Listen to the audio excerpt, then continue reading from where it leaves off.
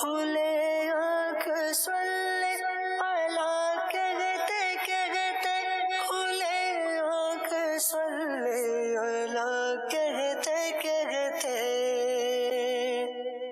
اعوذ باللہ من الشیطان الرجیم، میں اللہ تعالیٰ کی پناہ میں آتا ہوں شیطان مردود سے۔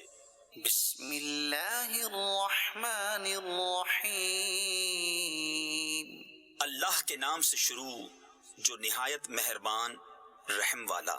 ولما رجع موسى إلى قومه غضبان أسفا قال بئس ما خلفتموني من بعدي۔ اور جب موسیٰ اپنی قوم کی طرف پلٹا غصہ میں بھرا جھنجھلایا ہوا، کہا تم نے کیا بری میری جانشینی کی میرے بعد۔ أعجلتم أمر ربكم وألقى الألواح وأخذ برأس أخيه يجره إليه۔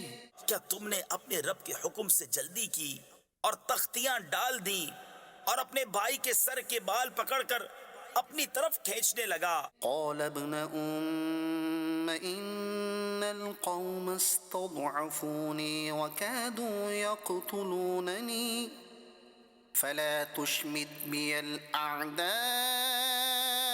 ولا تجعلني مع القوم الظالمين۔ کہا اے میرے ماں جائے، قوم نے مجھے کمزور سمجھا اور قریب تھا کہ مجھے مار ڈالیں، تو مجھ پر دشمنوں کو نہ ہنسا اور مجھے ظالموں میں نہ ملا۔ قال رب اغفر لي ولأخي وأدخلنا في رحمتك وأنت أرحم الراحمين۔ عرض کی اے رب میرے، مجھے اور میرے بھائی کو بخش دے اور ہمیں اپنی رحمت کے اندر لے لے، اور تو سب مہر یعنی رحم والوں سے بڑھ کر مہر والا۔ إن الذين اتخذوا العجل سينالهم غضب من ربهم وذلة في الحياة الدنيا۔ بے شک وہ جو بچڑا لے بیٹھے ان قریب انہیں ان کے رب کا غضب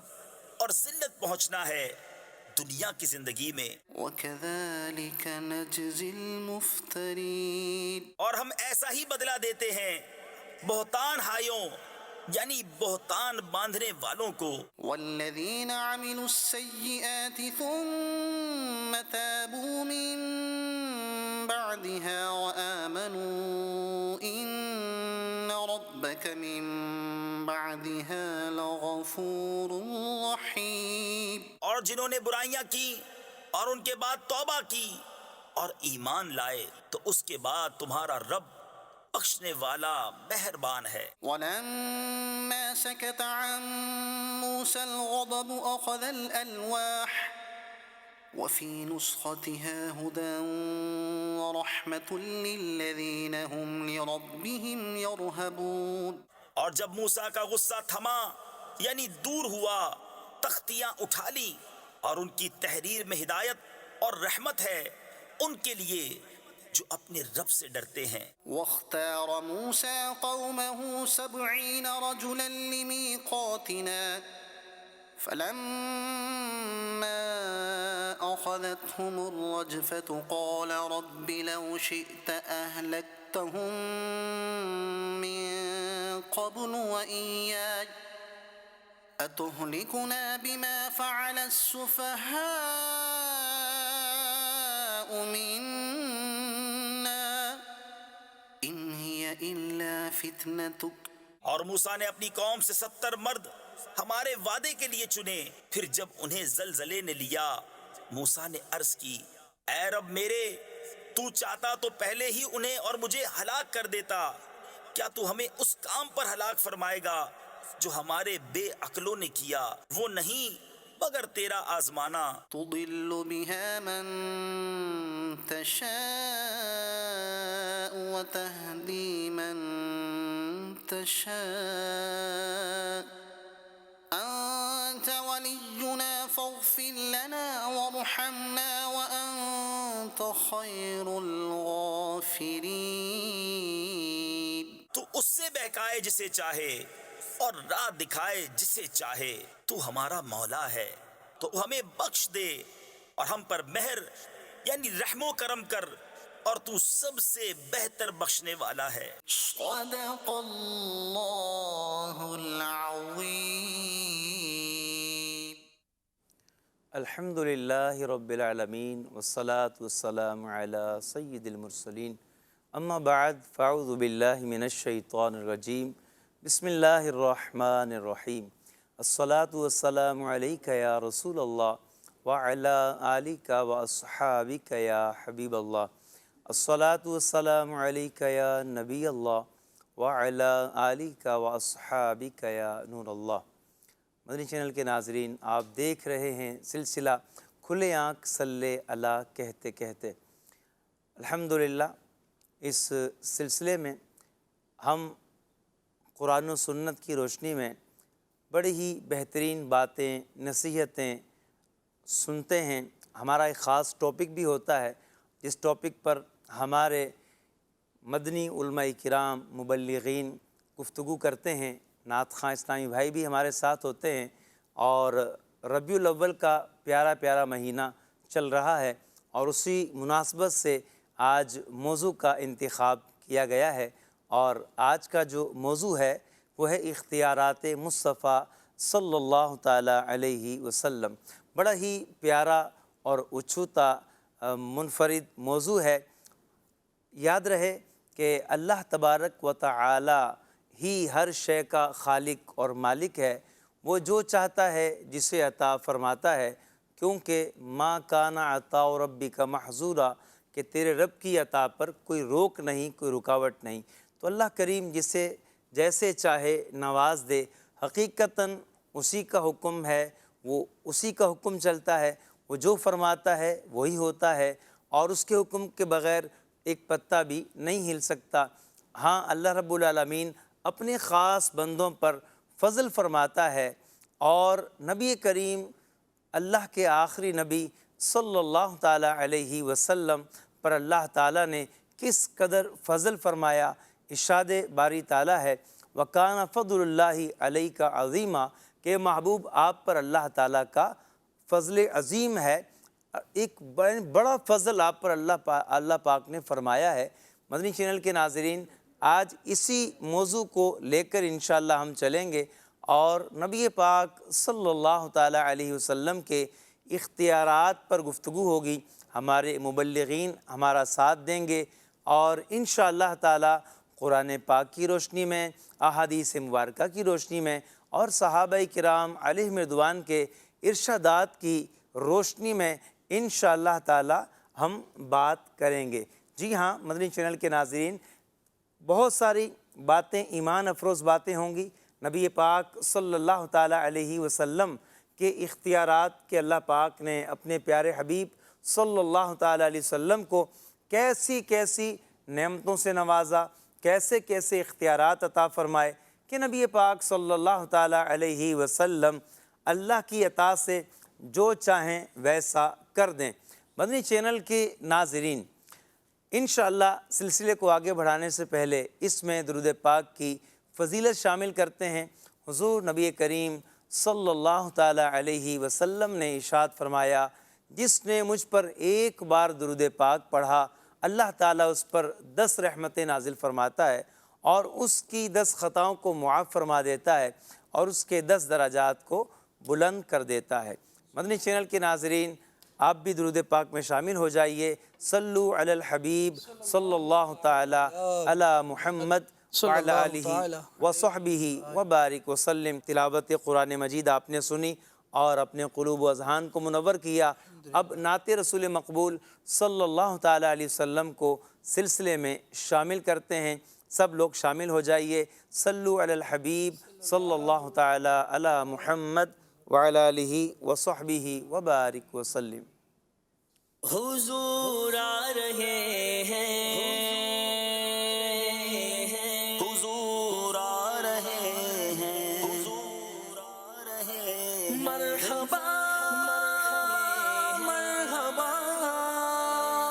مرحبا مرحبا حدیث قدسی ہے، اللہ عز و جل اپنے محبوب اکرم صلی اللہ تعالی علیہ وآلہ وسلم سے فرماتا ہے کہ میں نے دنیا اور اہل دنیا کو اس لیے بنایا کہ تمہاری عزت اور مرتبہ جو میری بارگاہ میں ہے ان پر ظاہر کروں۔ اے محمد صلی اللہ تعالی علیہ وآلہ وسلم، اگر تم نہ ہوتے میں دنیا کو نہ بناتا۔ ذرا سوچئے کہ جو وجہ تخلیق کائنات ہوں، جب ان کی ولادت کا وقت آئے تو ہم مل کر کیوں نہ خوشیاں منائیں۔ مبارک مبارک مبارک مبارک مبارک مبارک مبارک مبارک مبارک مبارک حضور آ رہے ہیں، مبارک مبارک حضور آ رہے ہیں، مبارک مبارک حضور آ رہے ہیں، مبارک مبارک حضور آ رہے ہیں۔ نہ کیوں آج جھومے کہ سرکار آئے، نہ کیوں آج جھومے کہ سرکار آئے، خدا کی خدائی کہ مختار آئے، خدا کی خدائی کہ مختار آئے۔ نہ کیوں بارہویں پہ ہمیں پیار آئے کہ آئے اسی روز سرکار آئے۔ مبارک مبارک حضور آ رہے ہیں، مبارک مبارک حضور آ رہے ہیں، مبارک مبارک حضور آ رہے ہیں، مبارک مبارک حضور آ رہے ہیں۔ حضور کی آمد مرحبا پر نور کی آمد مرحبا، صادق کی آمد مرحبا امین کی آمد مرحبا۔ مسرت سے ہم کیوں نہ دھومیں مچائے، مسرت سے ہم کیوں نہ دھومیں مچائے، ہمارے شہنشاہ سردار آئے، ہمارے شہنشاہ سردار آئے۔ مسلمان صبح بہارا مبارک، وہ برسات انوار سرکار آئے۔ مبارک مبارک حضور آ رہے ہیں، مبارک مبارک حضور آ رہے ہیں، مبارک مبارک حضور آ رہے ہیں، مبارک مبارک حضور آ رہے ہیں۔ مولود کی گھڑی ہے، چلو آمنہ کے گھر پر، اے خلد کی بہاروں سرکار آ رہے ہیں۔ مبارک تجھے آمینہ ہو مبارک، مبارک تجھے آمینہ ہو مبارک، تیرے گھر شہنشاہ ابرار آئے، تیرے گھر شہنشاہ ابرار آئے۔ مبارک حلیمہ تجھے بھی مبارک، تیرے گھر میں نبیوں کے سردار آئے۔ مبارک مبارک حضور آ رہے ہیں، مبارک مبارک حضور آ رہے ہیں، مبارک مبارک حضور آ رہے ہیں، مبارک مبارک حضور آ رہے ہیں۔ عدد ہم کو 12 کا کیوں ہونا پیارا، عدد ہم کو 12 کا کیوں ہونا پیارا، کہ 12 کو دنیا میں سرکار آئے، کہ 12 کو دنیا میں سرکار آئے۔ درودوں کے گجرے لیے اب بڑھو تم، لیے اب بڑھو تم، صلی اللہ علیہ وسلم، صلی اللہ علیہ وسلم۔ حدیث پاک میں ہے، میرے آقا صلی اللہ تعالی علیہ وآلہ وسلم فرماتے ہیں، تم میں سے بروز قیامت لوگوں میں سے میرے قریب تر وہ ہوگا ہوگا جس نے دنیا میں مجھ پر زیادہ درود پاک پڑھے ہوں گے۔ آئیے اگر قیامت میں قرب مصطفیٰ چاہتے ہیں تو اپنی زندگی میں کثرت سے درود پاک پڑھنا اپنی عادت بنا لیجیے۔ درودوں کے گجرے لیے اب بڑھو تم، وہ آئے رسولوں کے سالار آئے۔ مبارک مبارک حضور آ رہے ہیں، مبارک مبارک حضور آ رہے ہیں، مبارک مبارک حضور آ رہے ہیں، مبارک مبارک حضور آ رہے ہیں۔ اول کی آمد مرحبا، آخر کی آمد مرحبا، یاسین کی آمد مرحبا، طٰہٰ کی آمد مرحبا۔ سوال اپنی امت کی بخشش کا کرتے، سوال اپنی امت کی بخشش کا کرتے، وہ ہم عاصیوں کے طرف دار آئے، وہ ہم عاصیوں کے طرف دار آئے۔ نہ کیوں آج جشن ولادت منائے، نظر رب کی رحمت کے آثار آئے۔ مبارک مبارک حضور آ رہے ہیں، مبارک مبارک حضور آ رہے ہیں، مبارک مبارک حضور آ رہے ہیں، مبارک مبارک حضور آ رہے ہیں۔ نہیں جن کی پیاری زباں پر نہیں ہے، نہیں جن کی پیاری زباں پر نہیں ہے، وہ مکے میں سخیوں کے سردار آئے، وہ مکے میں سخیوں کے سردار آئے۔ ولادت کا صدقہ ہمیں اپنا غم دو، شہاں چشم نم کے طلبگار آئے۔ مبارک مبارک حضور آ رہے ہیں، مبارک مبارک حضور آ رہے ہیں، مبارک مبارک حضور آ رہے ہیں، مبارک مبارک حضور آ رہے ہیں۔ یتیموں کے والے، غریبوں کے حامی، یتیموں کے والے،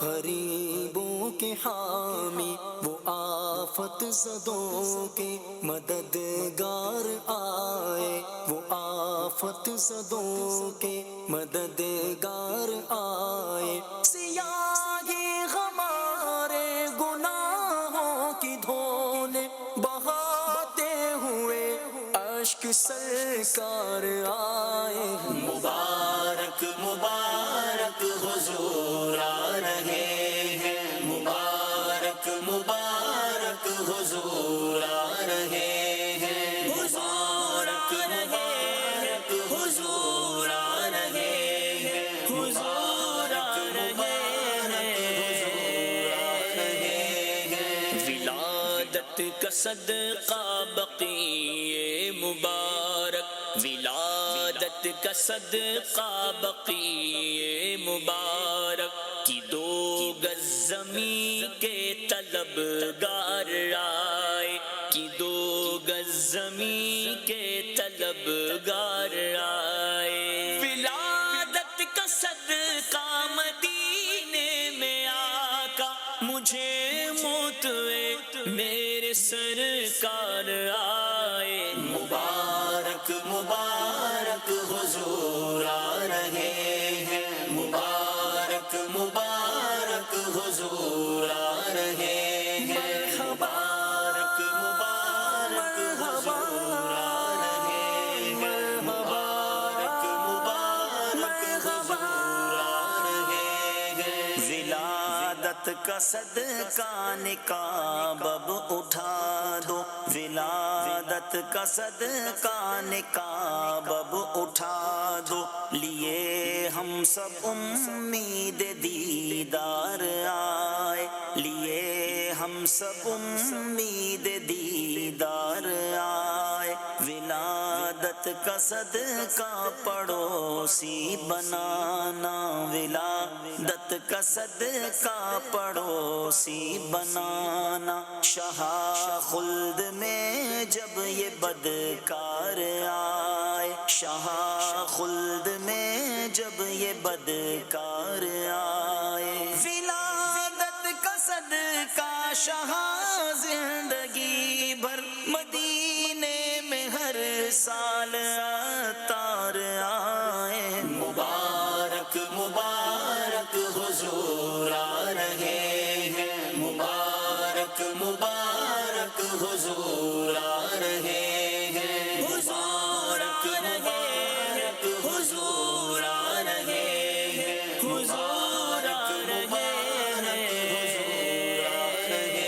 ہیں، سرکار کی آمد مرحبا، دیندار کی آمد مرحبا، سالار کی آمد مرحبا، سردار کی آمد مرحبا، مبارک مبارک حضور آ رہے ہیں، مبارک مبارک حضور آ رہے ہیں، مبارک مبارک حضور آ رہے ہیں، مبارک مبارک حضور آ رہے ہیں۔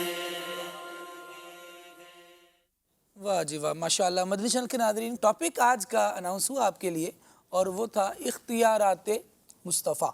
اختیارات مصطفیٰ، یہ آج انشاءاللہ عز و جل سلسلے کا موضوع رہے گا۔ بہت عمدہ، بہت لاجواب، بڑا بے مثال موضوع ہے۔ علماء، اکابرین، بزرگان دین، سب سے بڑھ کر بزرگ و برتر میرا مولا میرا اللہ وحدہ لا شریک، جو مصطفیٰ کریم علیہ السلام کو اختیار عطا فرمانے والا ہے۔ کیا اللہ تبارک و تعالیٰ نے نبی پاک صلی اللہ تعالیٰ علیہ وآلہ وسلم کو کمالات عطا فرمائے، کیسے کیسے اختیارات عطا فرمائے، اس پر بھی انشاءاللہ گفتگو کریں گے۔ مبلغین ہمارے ساتھ موجود ہیں۔ مولانا آصف اقبال مدنی صاحب، ماشاءاللہ زبردست انٹرو سے آج ہمارے آصف اقبال بھائی کے ذریعے سے، اور میرے دل کی جانب موجود ہیں مولانا فراز مدنی، ماشاءاللہ۔ اللہ کریم آپ کو دونوں افراد کو خوب برکتیں عطا فرمائے اور ذکر مصطفیٰ صلی اللہ تعالیٰ علیہ وآلہ وسلم کی برکت سے ہمیں دونوں جہانوں میں مستفید فرمائے۔ مدنی چینل کے ناظرین، اختیارات مصطفیٰ پر گفتگو کرنا یہ یقیناً سعادت مندوں کا طریقہ ہے اور رب العالمین جل وعلا کی نگاہ رحمت کا نتیجہ ہے۔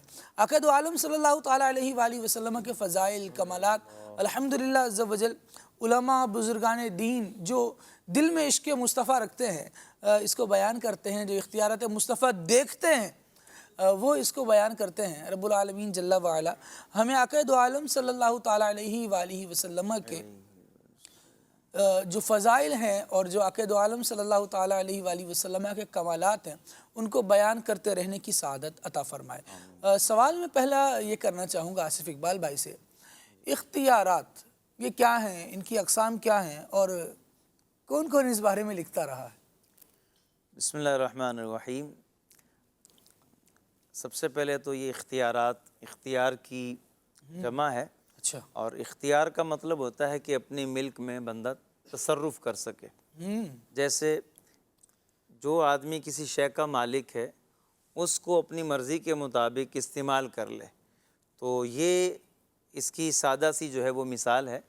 اور جب ہم بات کریں گے اختیارات مصطفیٰ صلی اللہ تعالیٰ علیہ وسلم کی، تو نبی پاک صلی اللہ تعالیٰ علیہ وسلم کے جو اختیارات ہیں ان کے بارے میں علماء نے تفصیل کے ساتھ کلام کیا ہے، حتیٰ کہ باقاعدہ کتب بھی لکھی گئی ہیں کہ نبی پاک صلی اللہ تعالیٰ علیہ وسلم اللہ کی عطا سے اختیارات اور بے شمار اختیارات رکھتے ہیں۔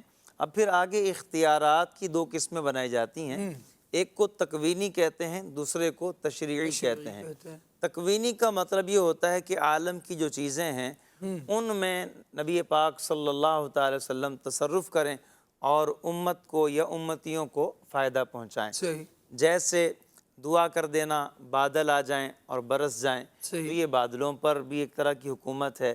اسی طرح سے سورج کو آپ کا دعا کرنا، سورج کا واپس آ جانا، چاند کے 2 ٹکڑے کر دینا۔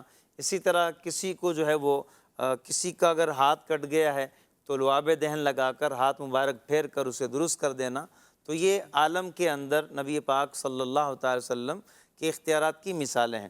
اور تشریعی یہ ہے کہ نبی پاک صلی اللہ تعالی وسلم کو احکام سپرد کر دیے گئے کہ نبی پاک صلی اللہ تعالی وسلم جس کے لیے جو چیز چاہیں فرض کر دیں، جس پر جو چاہیں حرام کر دیں۔ صحیح۔ یہ نبی پاک صلی اللہ علیہ وسلم کو اللہ پاک نے اختیارات عطا فرمائے، اور فرد سے قطع نظر کوئی شے ہے تو اس شے کو فرض فرما دیں یا کسی شے کو حرام قرار دے دیں، تو یہ نبی پاک صلی اللہ علیہ وسلم کو اللہ پاک نے اختیار عطا فرمایا۔ اور جہاں تک یہ بات ہے کس کس نے لکھا ہے، تو بڑی بڑی شخصیات اور ہر دور میں علماء حقہ نے اس پر گفتگو فرمائی ہے اپنی بڑی کتب میں، جیسے بخاری شریف کے شارحین ہیں، ان کی اگر بات کریں تو امام احمد قسطلانی ہیں رحمۃ اللہ تعالی علیہ، امام ابن حجر عسقلانی ہیں رحمۃ اللہ تعالی علیہ، ان احباب نے، علامہ بدر الدین عینی رحمۃ اللہ تعالی علیہ، آپ نے بھی لکھا۔ اس کے علاوہ ہم جو ہے وہ دور اخیر کی طرف آتے ہیں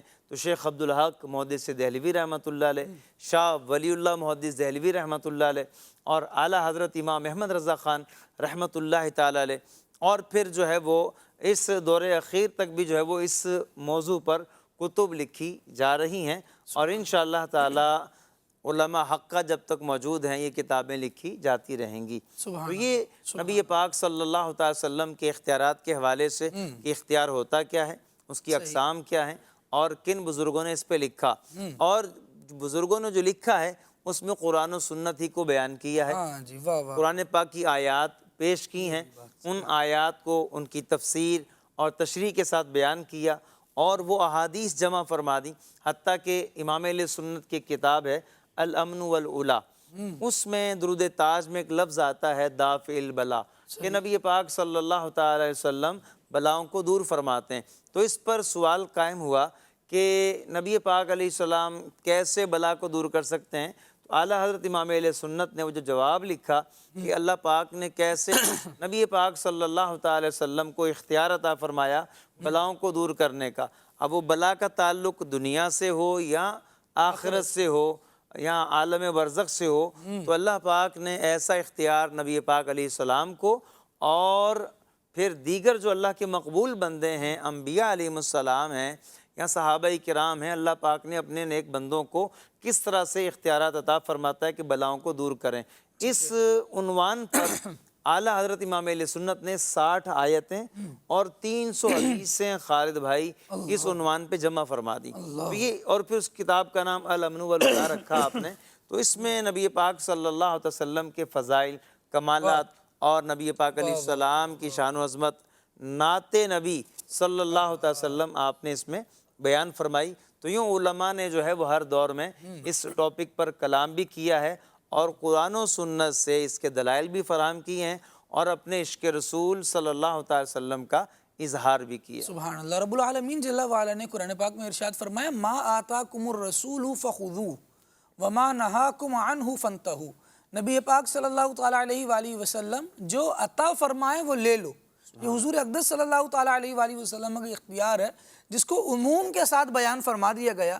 ما آتاکم الرسول، جو رسول عطا فرمائے، جو تمہیں دے دیں وہ لے لو۔ وما نہاکم عنہ فانتہوا، صرف دینے میں نہیں بلکہ روکنے میں بھی رسول اللہ صلی اللہ علیہ وآلہ وسلم کا اختیار ہے۔ یہ قرآن کی آیات ہیں جو بزرگان دین نے اس موضوع پر بیان فرمائی ہیں۔ اس میں سے ایک یہ بھی ہے کہ مسلمانوں کا مسئلہ آپس کا ہے، میرا اور آصف بھائی کا کوئی پرابلم ہے، کوئی جھگڑا ہے، میں اور فراز بھائی کسی معاملے پر آپس میں گفتگو کر رہے ہیں اور بات نزاع تک آ گئی، جھگڑے تک آ گئی۔ ہمارے لیے حکم کیا ہے؟ قرآن کریم ہمارے لیے حکم یہ ارشاد فرماتا ہے فَلَا وَرَبِّكَ لَا يُؤْمِنُونَ حَتَّى يُحَكِّمُوكَ فِي مَا شَجَرَ بَيْنَهُمْ، کہ اس وقت تک مومن جو اپنا دعوی ایمان کر رہے ہیں، ان کا دعوی ایمان قابل قبول نہیں ہوگا جب تک کہ اپنے آپسی جھگڑوں میں بھی رسول صلی اللہ تعالیٰ علیہ وآلہ وسلم آپ کو اپنا فیصلہ کرنے والا نہ مان لے۔ تو نبی پاک صلی اللہ تعالیٰ علیہ وآلہ وسلم کا یہ اختیار ہے کہ دو بندوں کی بات ہے اور اس پہ فیصلہ نبی پاک صلی اللہ تعالیٰ علیہ وآلہ وسلم کا ہے۔ کیا فرمائیں گے فراز بھائی؟ اللہ تبارک و تعالیٰ نے حضور علیہ الصلوۃ والسلام کو جس طرح گفتگو ہوئی کہ کسی چیز کو حلال کر دینے، حرام کر دینے کا اختیار عطا فرمایا ہے۔ تو اس آیت کا جو شان نزول ہے اس کی بھی بنیاد یہی ہے کہ لوگ جو ہے وہ بعض معاملات میں آپس میں نزاع کیا اور حضور علیہ الصلوۃ والسلام تک اس معاملے کو نہ پہنچایا۔ تو آیت مبارکہ کو شان نزول ہے وہی یہ بتا رہا ہے کہ اللہ تبارک و تعالیٰ نے حضور علیہ الصلوۃ والسلام کو کتنے اختیارات عطا فرمائے، اور یہ محدود نہیں ہیں بلکہ لامحدود ہیں، اور قیامت تک کے مسلمانوں کے لیے ہیں کہ اب بھی اگر کوئی اس طرح کا معاملہ ہوتا ہے تو ان کو چاہیے کہ وہ قرآن پاک کی طرف مراجعت کریں، احادیث کی طرف نظر کریں، اقوال صحابہ کی طرف نظر کریں، اور یہ سارے کے سارے اختیارات مصطفیٰ صلی اللہ علیہ وسلم ہی ہیں۔ آپ یہ دیکھیں اللہ تبارک و تعالیٰ نے حضور علیہ الصلوۃ والسلام کو عالمین کے لیے رحمت بنا کر بھیجا ہے۔ اب اس کے بارے میں علماء نے فرمایا کہ جو عالمین کے لیے رحمت بنا کر بھیجے گئے ہیں تو ان کے پاس کیا کیا اختیارات ہو سکتے ہیں، یا اس منصب کے کیا کیا تقاضے ہیں۔ ایک تقاضا تو یہ ہے کہ جو رحمت کرنے والے ہیں ان کا موجود ہونا بھی ضروری ہے، اسی طرح جو رحمت فرمانے والے ہیں وہ لوگوں کی فریادیں بھی سننے پر قادر ہوں، اس کو علم بھی ہو، اور پھر وہ اس مرض کی تشخیص بھی کر سکتا ہو اور کس کو کیا علاج دینا ہے وہ بھی وہ اس کی پہچان بھی رکھتا ہو، اور پھر اس کو یہ بھی معلوم ہو کہ کس طرح جو ہے وہ لوگوں کی فریاد سن کر اس کو رپلائی کرنا ہے۔ پھر یہاں بھی علماء نے یہ بھی فرمایا کہ وہ جو فریاد کرنے والے ہیں، جو پکارنے والے ہیں، ان کی زبانیں بھی جانتا ہوں، کیونکہ قیامت تک جو ہے وہ حضور علیہ الصلوۃ والسلام رحمت بنا کر بھیجے گئے ہیں، اور صرف انسانوں کے لیے نہیں، جانوروں کے لیے، جنات کے لیے، فرشتوں کے لیے، نباتات کے لیے، جمادات کے لیے، سب کے لیے رحمت بنا کر بھیجے گئے ہیں۔ تو پھر اسی آیت سے ہی پتہ چلتا ہے کہ اللہ تبارک و تعالیٰ نے حضور علیہ الصلوۃ والسلام کو اختیارات بھی عطا فرمائے ہیں کہ عالمین کے لیے رحمت وہی ہو سکتا ہے جس کے پاس اختیارات ہوں گے، جو اختیارات والا نہیں ہوگا کہ وہ عالمین کے لیے رحمت بھی نہیں ہو سکتا۔ تو اس آیت سے اس کا بھی پتہ چلتا ہے کہ اللہ تبارک و تعالیٰ نے حضور علیہ الصلوۃ والسلام کو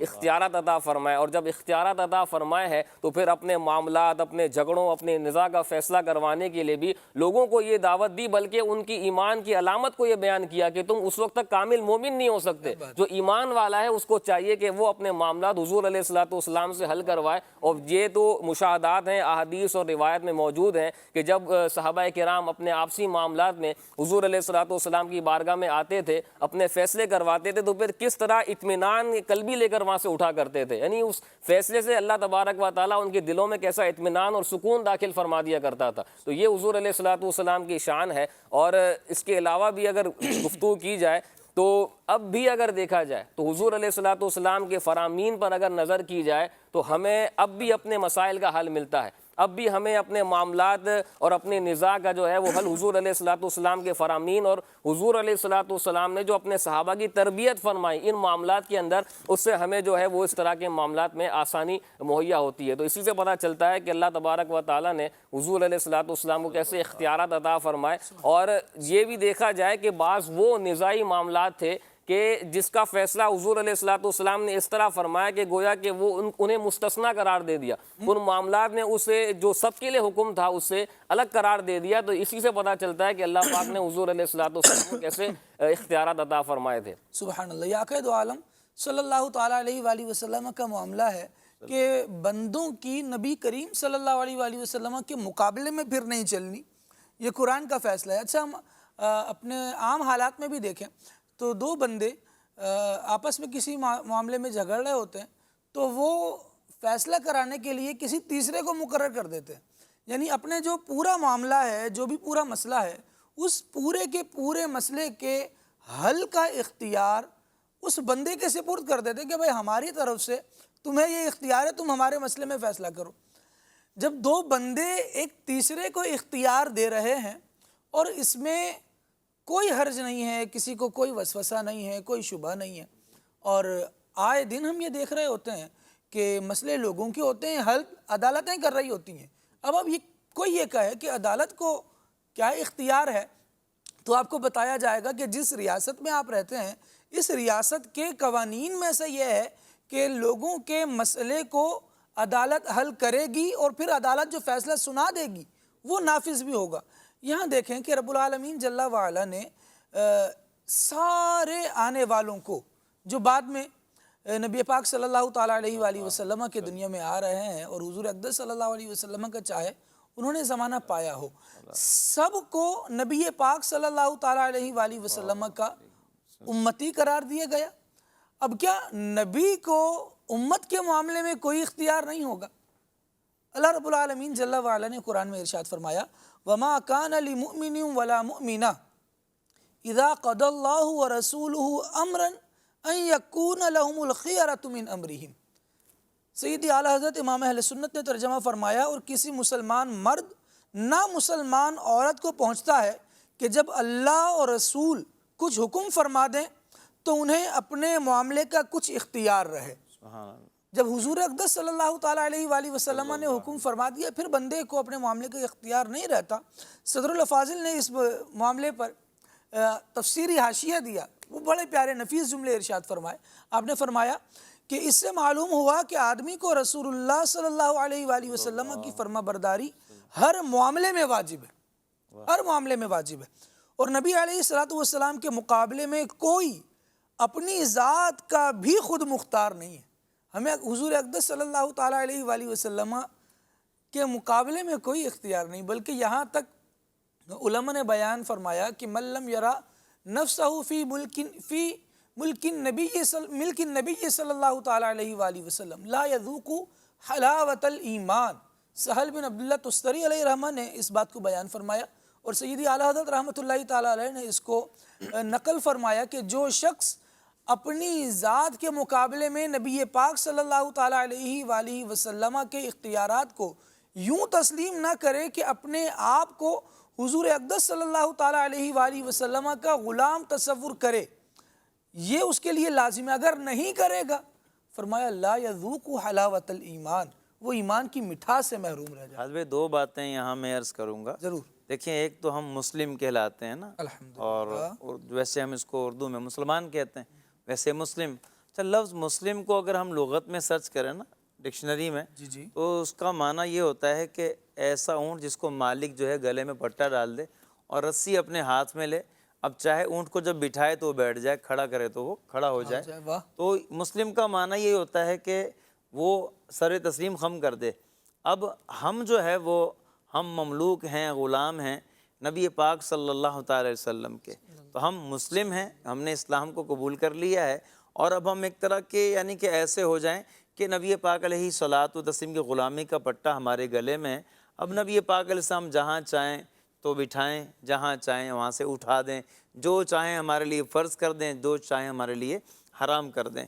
اچھا، ایک اور بات، ابھی فیصلوں کی بات ہو رہی تھی، نبی پاک صلی اللہ علیہ وسلم کے فیصلے، اختیارات مصطفیٰ کے تناظر میں ہم فیصلوں کی بات کر رہے تھے، تو علامہ جلال الدین سیوطی شافعی رحمۃ اللہ علیہ، جن کو نبی پاک علیہ السلام نے خود شیخ الحدیث فرمایا، اور جن کو جو ہے وہ 70 سے زائد مرتبہ بیداری کی حالت میں نبی پاک صلی اللہ علیہ وسلم کی زیارت ہوئی، تو آپ رحمۃ اللہ تعالی علیہ نے پوری ایک کتاب لکھی الباہر فی حکم النبی الطاہر فی الباطن والظاہر۔ اس کا ترجمہ جو ہے وہ امیر اہل سنت نے اس کتاب کا نام جو اردو میں عطا فرمایا وہ یہ ہے مدنی آقا کے روشن فیصلے۔ یہ مکتبۃ المدینہ سے الحمدللہ یہ مطبوع بھی ہے، شائع بھی ہوئی ہے۔ تو اس میں علامہ سیوطی رحمۃ اللہ علیہ نے اس مسئلے کو ہائی لائٹ کیا، اور آپ نے کثیر دلائل دی ہیں کہ اللہ پاک نے نبی کریم صلی اللہ علیہ وسلم کو یہ اختیار عطا فرمایا تھا، چاہیں تو ظاہری دلائل کو دیکھ کر، ظاہری شواہد، قسم، گواہ، ان سب کو دیکھتے ہوئے فیصلہ فرمائیں، اور چاہے تو حقیقت میں جو حضور اللہ کی عطا سے جو جانتے ہیں حقیقت کو، اس حقیقت کے پیش نظر جو ہے آقا کریم علیہ السلام فیصلہ کر دیں۔ یہ نبی پاک علیہ السلام کو اختیار ہے۔ اب اس سے عام فیصلہ کرنے والا اپنے قاضی کی مثال دی، جج کی مثال دی، کورٹ کی مثال دی، تو یہ لوگ جو ہے وہ فیصلہ کرنے میں ظاہری شواہد کے پابند ہیں، ان کو گواہ چاہیے، قسم چاہیے، تو ان کا فیصلہ نافذ ہوگا تو ظاہری معاملات کو، لیکن نبی پاک علیہ السلام کا فیصلہ نافذ ہوگا چاہے ظاہر کو دیکھ کے فیصلہ کریں، چاہے باطن کو دیکھ کر نبی پاک علیہ السلام فیصلہ فرما دیں۔ تو یہ نبی پاک صلی اللہ علیہ وسلم کے اختیارات میں یہ بھی امتی سے امتیاز ہونے کی ایک صورت ہے کہ نبی پاک علیہ السلام اس میں منفرد ہیں فیصلہ فرمانے میں۔ سبحان اللہ۔ اور یہ کس کے مقرر کردہ ہیں؟ آپ ذرا یہ دیکھیں، کیونکہ ریاست بھی اگر کوئی وزیر بناتی ہے تو اس کو بے اختیار نہیں بناتی، اگر کسی بھی شعبے میں، کسی بھی فیلڈ میں، میں قصداً شعبوں اور فیلڈ کے نام نہیں لوں گا یہاں پر، لیکن بہرحال کسی بندے کو وزیر نومینیٹ کیا جاتا ہے تو پھر اس کو اختیار دیا جاتا ہے۔ ایسا تو نہیں ہوتا نا کہ بھئی آج سے یہ آفس آپ کا ہے لیکن چابی میرے پاس رہے گی، تو ایسا نہیں ہوتا، چابی بھی اس کو دے دی جاتی ہے۔ تو چابی سے مجھے یوں یاد آ گیا کہ نبی کریم علیہ الصلاۃ والتسلیم نے ارشاد فرمایا کہ اللہ تعالیٰ نے مجھے زمین کے خزانوں کی چابیاں عطا کر دیں، اور ایک روایت میں فرمایا کہ آسمان کے خزانوں کی چابیاں عطا فرما دیں۔ زمین کی چابیوں کو خالد بھائی، فراز بھائی کہتے ہیں مفاتیح، مفتاح کی جمع ہے، اور آسمان کی جو خزانے ہیں ان کی چابیوں کو مقالید کیا کہتے بات ہیں۔ ہے، کیا تو بات۔ مقالید اور مفاتیح، اعلیٰ حضرت امام اہل سنت فرماتے ہیں کہ مقالید میں پہلا لفظ میم ہے، آخری دال ہے، مفاتیح میں پہلا لفظ میم ہے، آخری ہا ہے۔ اعلیٰ حضرت امام اہل سنت فرماتے ہیں جن کو اللہ پاک نے یہ کنجیاں عطا فرمائی ہیں ان کے نام میں یہ چاروں حروف اللہ پاک نے جمع کر دیے اور ان کا نام محمد رکھا صلی اللہ تعالیٰ علیہ وسلم۔ تو یہ ایک بڑی جو ہے ایمان افروز بات ہے چابیاں عطا کرنے کے لحاظ سے، کہ چابیاں اسی کو دی جاتی ہیں جس کو اختیار دیا جاتا ہے۔ حوالگی کر دی گئی نا، آپ کے حوالے ہے یہ، زمین کے خزانے آپ کے حوالے، عرش کے خزانے آپ کے حوالے، جنت کے خزانے آپ کے حوالے، دنیا کے خزانے آپ کے حوالے۔ سید امیر علیہ سنت نے فرمایا، بلکہ حضور اقدس صلی اللہ تعالیٰ علیہ وآلہ وسلم کی بارگاہ میں عرض کیا، کیونکہ ہم سے بڑے کا قول ہے تو اس طور پہ ہم نے کہا کہ فرمایا، لیکن حضور کی بارگاہ میں سب عرض ہی کرتے ہیں، کہتے ہیں حسان بھائی تیری فرش پر حکومت، تیری عرش پر حکومت، سبحان اللہ، تو شہنشاہ زمانہ مدنی مدینے والے۔ سبحان اللہ۔ تیری فرش پر حکومت، تیری عرش پر حکومت، تیری فرش پر حکومت، تیری عرش پر حکومت، تو شہنشاہ زمانہ، تو شہنشاہ زمانہ، مدنی مدینے والے، مجھے در پہ پھر بلانا، مدنی مدینے والے۔ عقید عالم صلی اللہ تعالیٰ علیہ وآلہ وسلم کو رب العالمین نے ساری امت حوالے فرما دی، اتنی چیزیں حوالے فرما دیں، جبکہ بالخصوص اس وقت کا تذکرہ کیا جائے جب نبی پاک صلی اللہ تعالیٰ علیہ وآلہ وسلم کی اس کائنات میں جلوہ گری ہوتی ہے، تو اس وقت بھی جو آوازیں سنائی دیتی ہیں، حضرت سیدہ آمینہ رضی اللہ تعالیٰ عنہ جو حضور اقدس صلی اللہ تعالیٰ علیہ وآلہ وسلم کی والدہ ہیں، وہ فرماتی ہیں کہ حضور اقدس صلی اللہ تعالیٰ علیہ وآلہ وسلم کو خاص ریشم میں لپیٹا گیا اور عقید عالم صلی اللہ تعالیٰ علیہ وآلہ وسلم کو بلند کیا گیا۔ پھر میں نے کہنے والوں کی یہ آواز سنی کہ وہ کہہ رہے تھے کہ اسے زمین اور آسمان کی سیر کراؤ اور سب میں یہ اعلان کرو کہ یہ ساری کائنات کے بادشاہ ہیں۔ یہ عقید عالم صلی اللہ تعالیٰ علیہ وآلہ وسلم کو سیر بھی کرائی گئی، بلکہ یہاں یہ شعر ضرور پڑھنا چاہوں گا کہ کونین بنائے گئے سرکار کی خاطر، کونین کی خاطر تمہیں سرکار بنایا، کنجی تمہیں دی اپنے خزانوں کی خدا نے، محبوب کیا مالک و مختار بنایا۔ کنجی تمہیں دی اپنے خزانوں کی خدا نے، کنجی تمہیں دی اپنے خزانوں کی خدا نے، محبوب کیا مالک و مختار بنایا، بنایا محبوب کیا مالک و مختار بنایا، کونین بنائے گئے سرکار کی خاطر،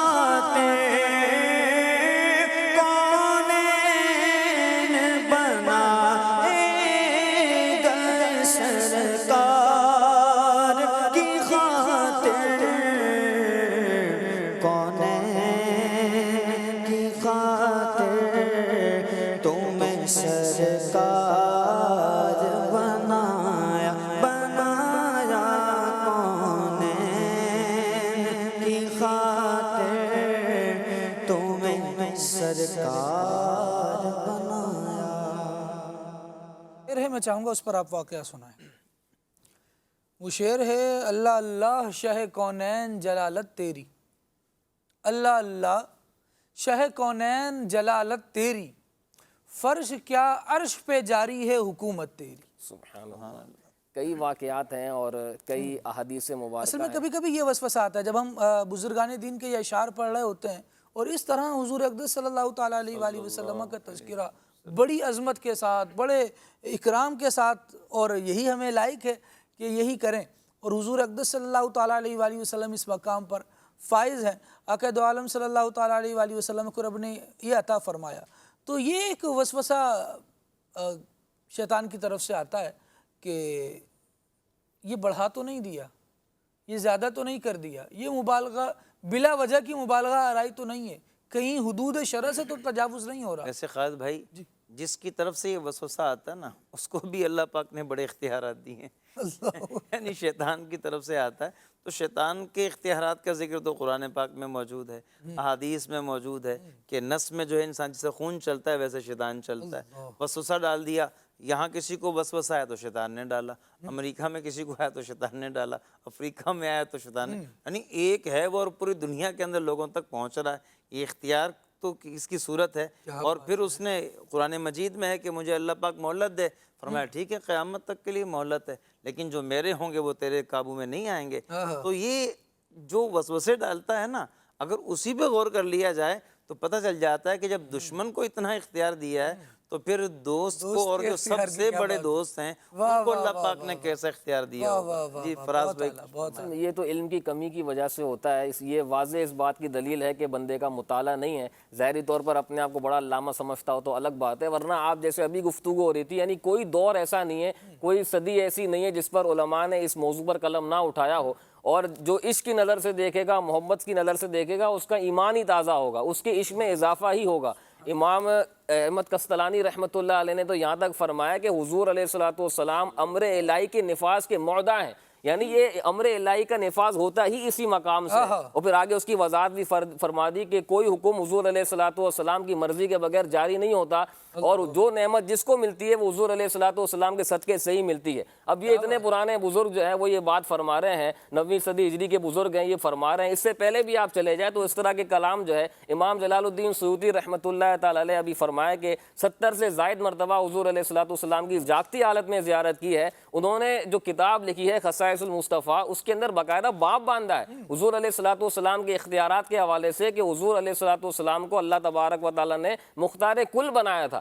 تو یہ اس بات کی دلیل ہے، جب ہمیشہ سے بزرگان دین یہ لکھتے چلے آئے، بلکہ اگر آپ صحابہ کے دور پہ بھی جائیں تو صحابہ بھی جو حضور علیہ السلام کی بارگاہ میں آ کر بارش طلب کیا کرتے تھے، اپنے جانوروں کی شکایت کر کے ان کے مسائل حل کروایا کرتے تھے، بلکہ جس طرح میں نے ابھی عرض کیا کہ حضور علیہ السلام تو جانوروں کے لیے بھی رحمت تھے، جانور بھی حضور کی بارگاہ میں آ کے فریادیں کیا کرتے تھے، تو وہ جو فریاد رسی کرنے والا ہے ظاہر ہے اس کے پاس اختیارات ہوں گے، تبھی تو وہ یہی فریاد رسی کر رہا ہے، ان کی داد رسی کر رہا ہے۔ تو صحابہ کا بھی یہ عقیدہ تھا، اور ہمیشہ سے صحابہ کرام حضور علیہ السلام کی بارگاہ میں آ کر ہی اپنے مسائل حل کروایا کرتے تھے۔ ابھی جیسے آپ نے آسمان پر اختیارات کی بات کی تو اعلیٰ حضرت رحمۃ اللہ علیہ نے تو یہاں تک لکھا ہے جو مجدد ہوتا ہے اللہ تبارک و تعالیٰ نے اس کو بھی زمین اور آسمان دونوں کی بادشاہی عطا فرمائی ہوتی ہے، تو یہ تو مجدد حضور کے صدقے میں بنتا ہے، تو جو حضور علیہ السلام ہے ان کو کتنے اختیارات ہوں گے۔ اور پھر اگر آپ کثیر واقعات ہیں اگر گنوانا چاہیں تو اتنے سارے واقعات ہیں۔ حضرت علی کی اگر نماز کا معاملہ ہے تو وہ بھی حضور علیہ السلام کی بارگاہ میں عرض کر رہے ہیں، حضور جو ہے وہ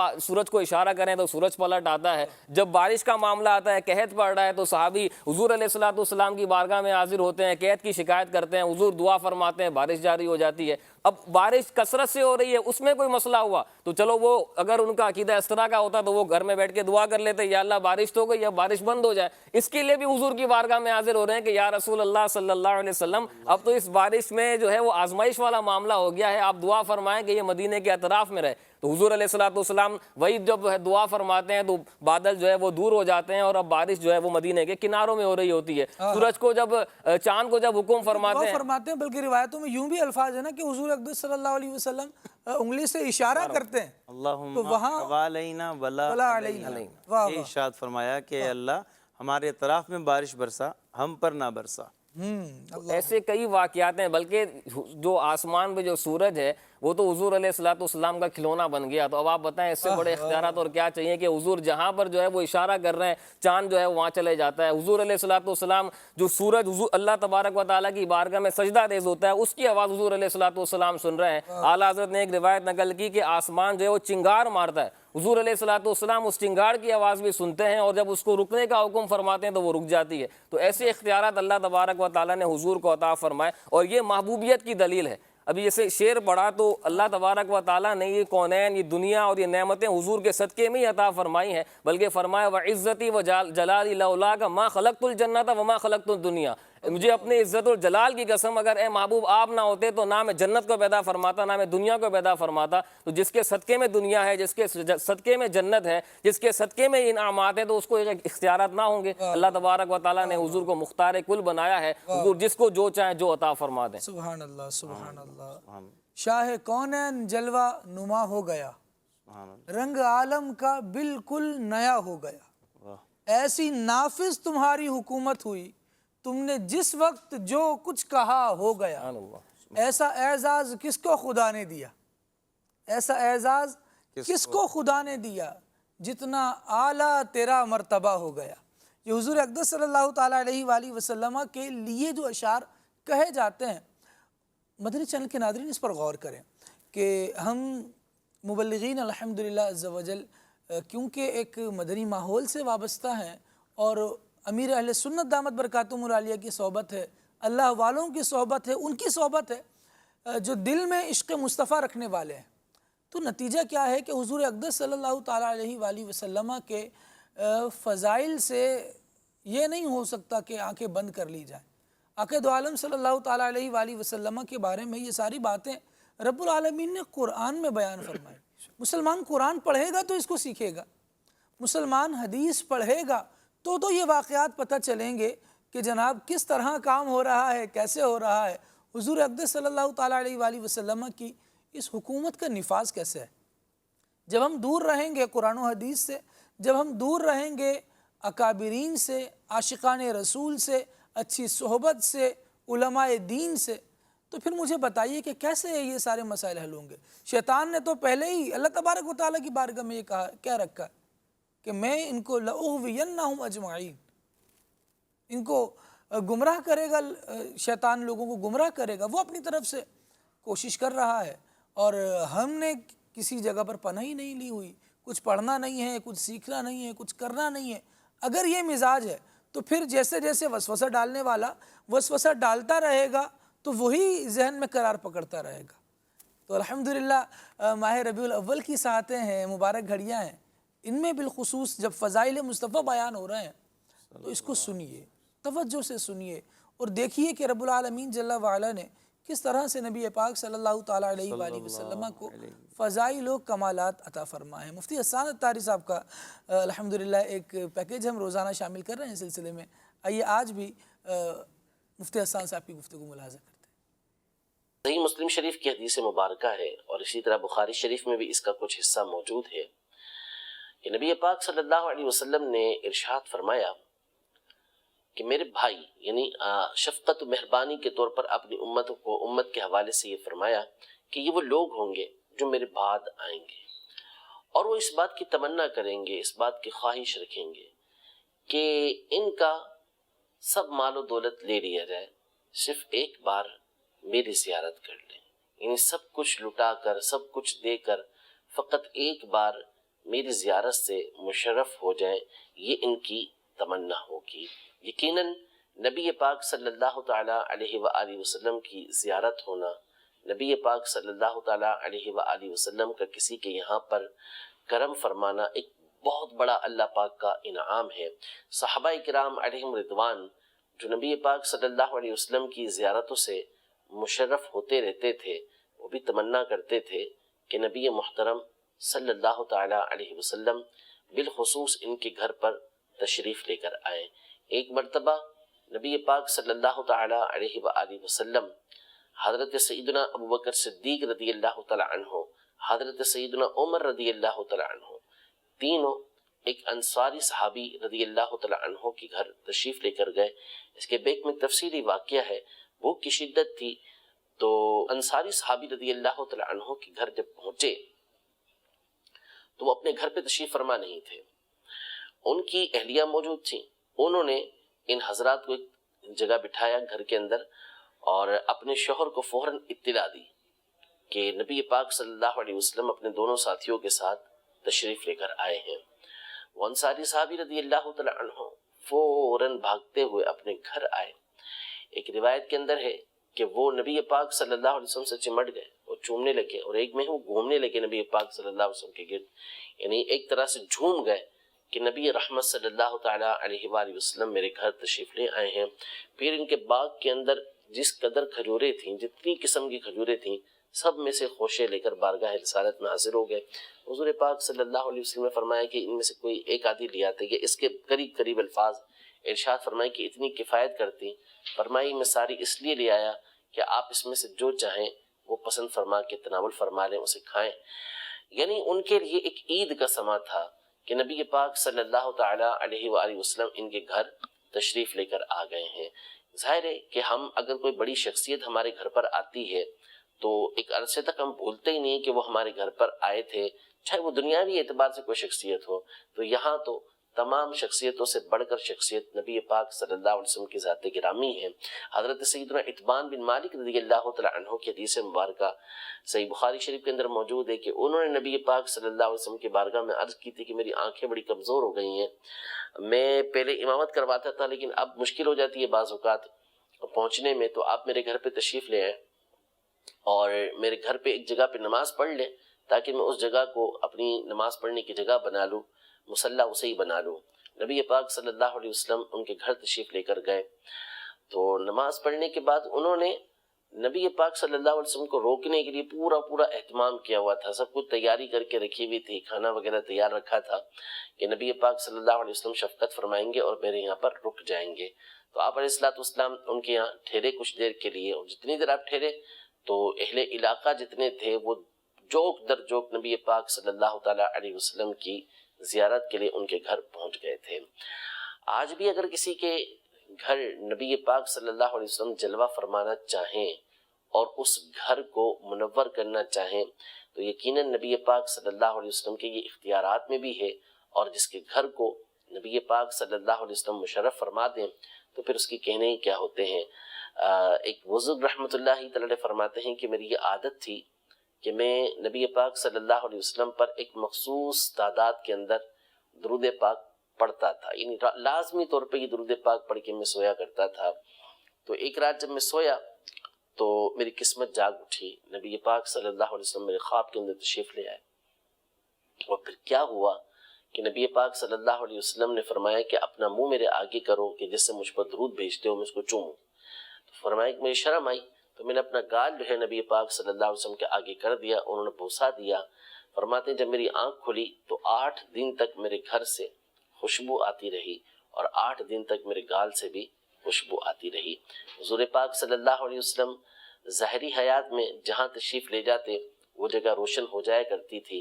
تو اب بھی اگر کسی کے گھر تشریف لے آئیں تو یقیناً اس کا گھر روشن ہو جائے گا, نورانیت سے بھر جائے گا, اور اس کا اچھا اعتقاد, اس کی اچھی عقیدت, اس کی حسن عقیدت یقیناً یہ دن لا سکتی ہے. اور پھر جب دن آئے گا تو انشاءاللہ ہماری قبریں بھی روشن ہو جائیں گی. رب العزت جل وعلا ہم سب کو نبی پاک صلی اللہ علیہ وسلم کی دنیا میں زیارت سے مشرف فرمائے اور آخرت میں اللہ پاک ان کی زیارت سے ہمیں محروم نہ رکھے. آمین بجاہ نبی الامین صلی اللہ تعالی علیہ وآلہ وسلم. خاک سورج سے اندھیروں کا ازالہ ہوگا, خاک سورج سے اندھیروں کا ازالہ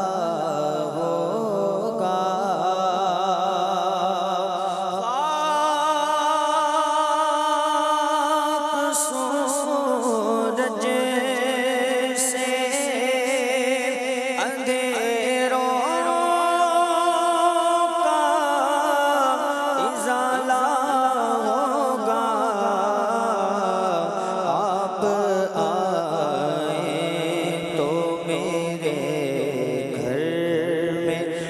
اجالا ہوگا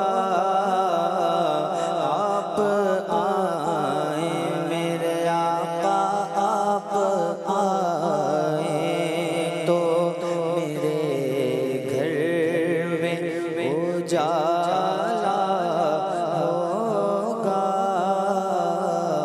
خاک سورج سے اللہ سبحان اللہ، واہ جی واہ۔ نبی پاک صلی اللہ تعالیٰ علیہ وآلہ وسلم کہ عاشق چاہتے ہیں کہ حضور اقدس صلی اللہ تعالیٰ علیہ وآلہ وسلم گھر تشریف لائیں، جو کرم سے اپنے شہ امم رکھیں مجھ غریب کے گھر قدم۔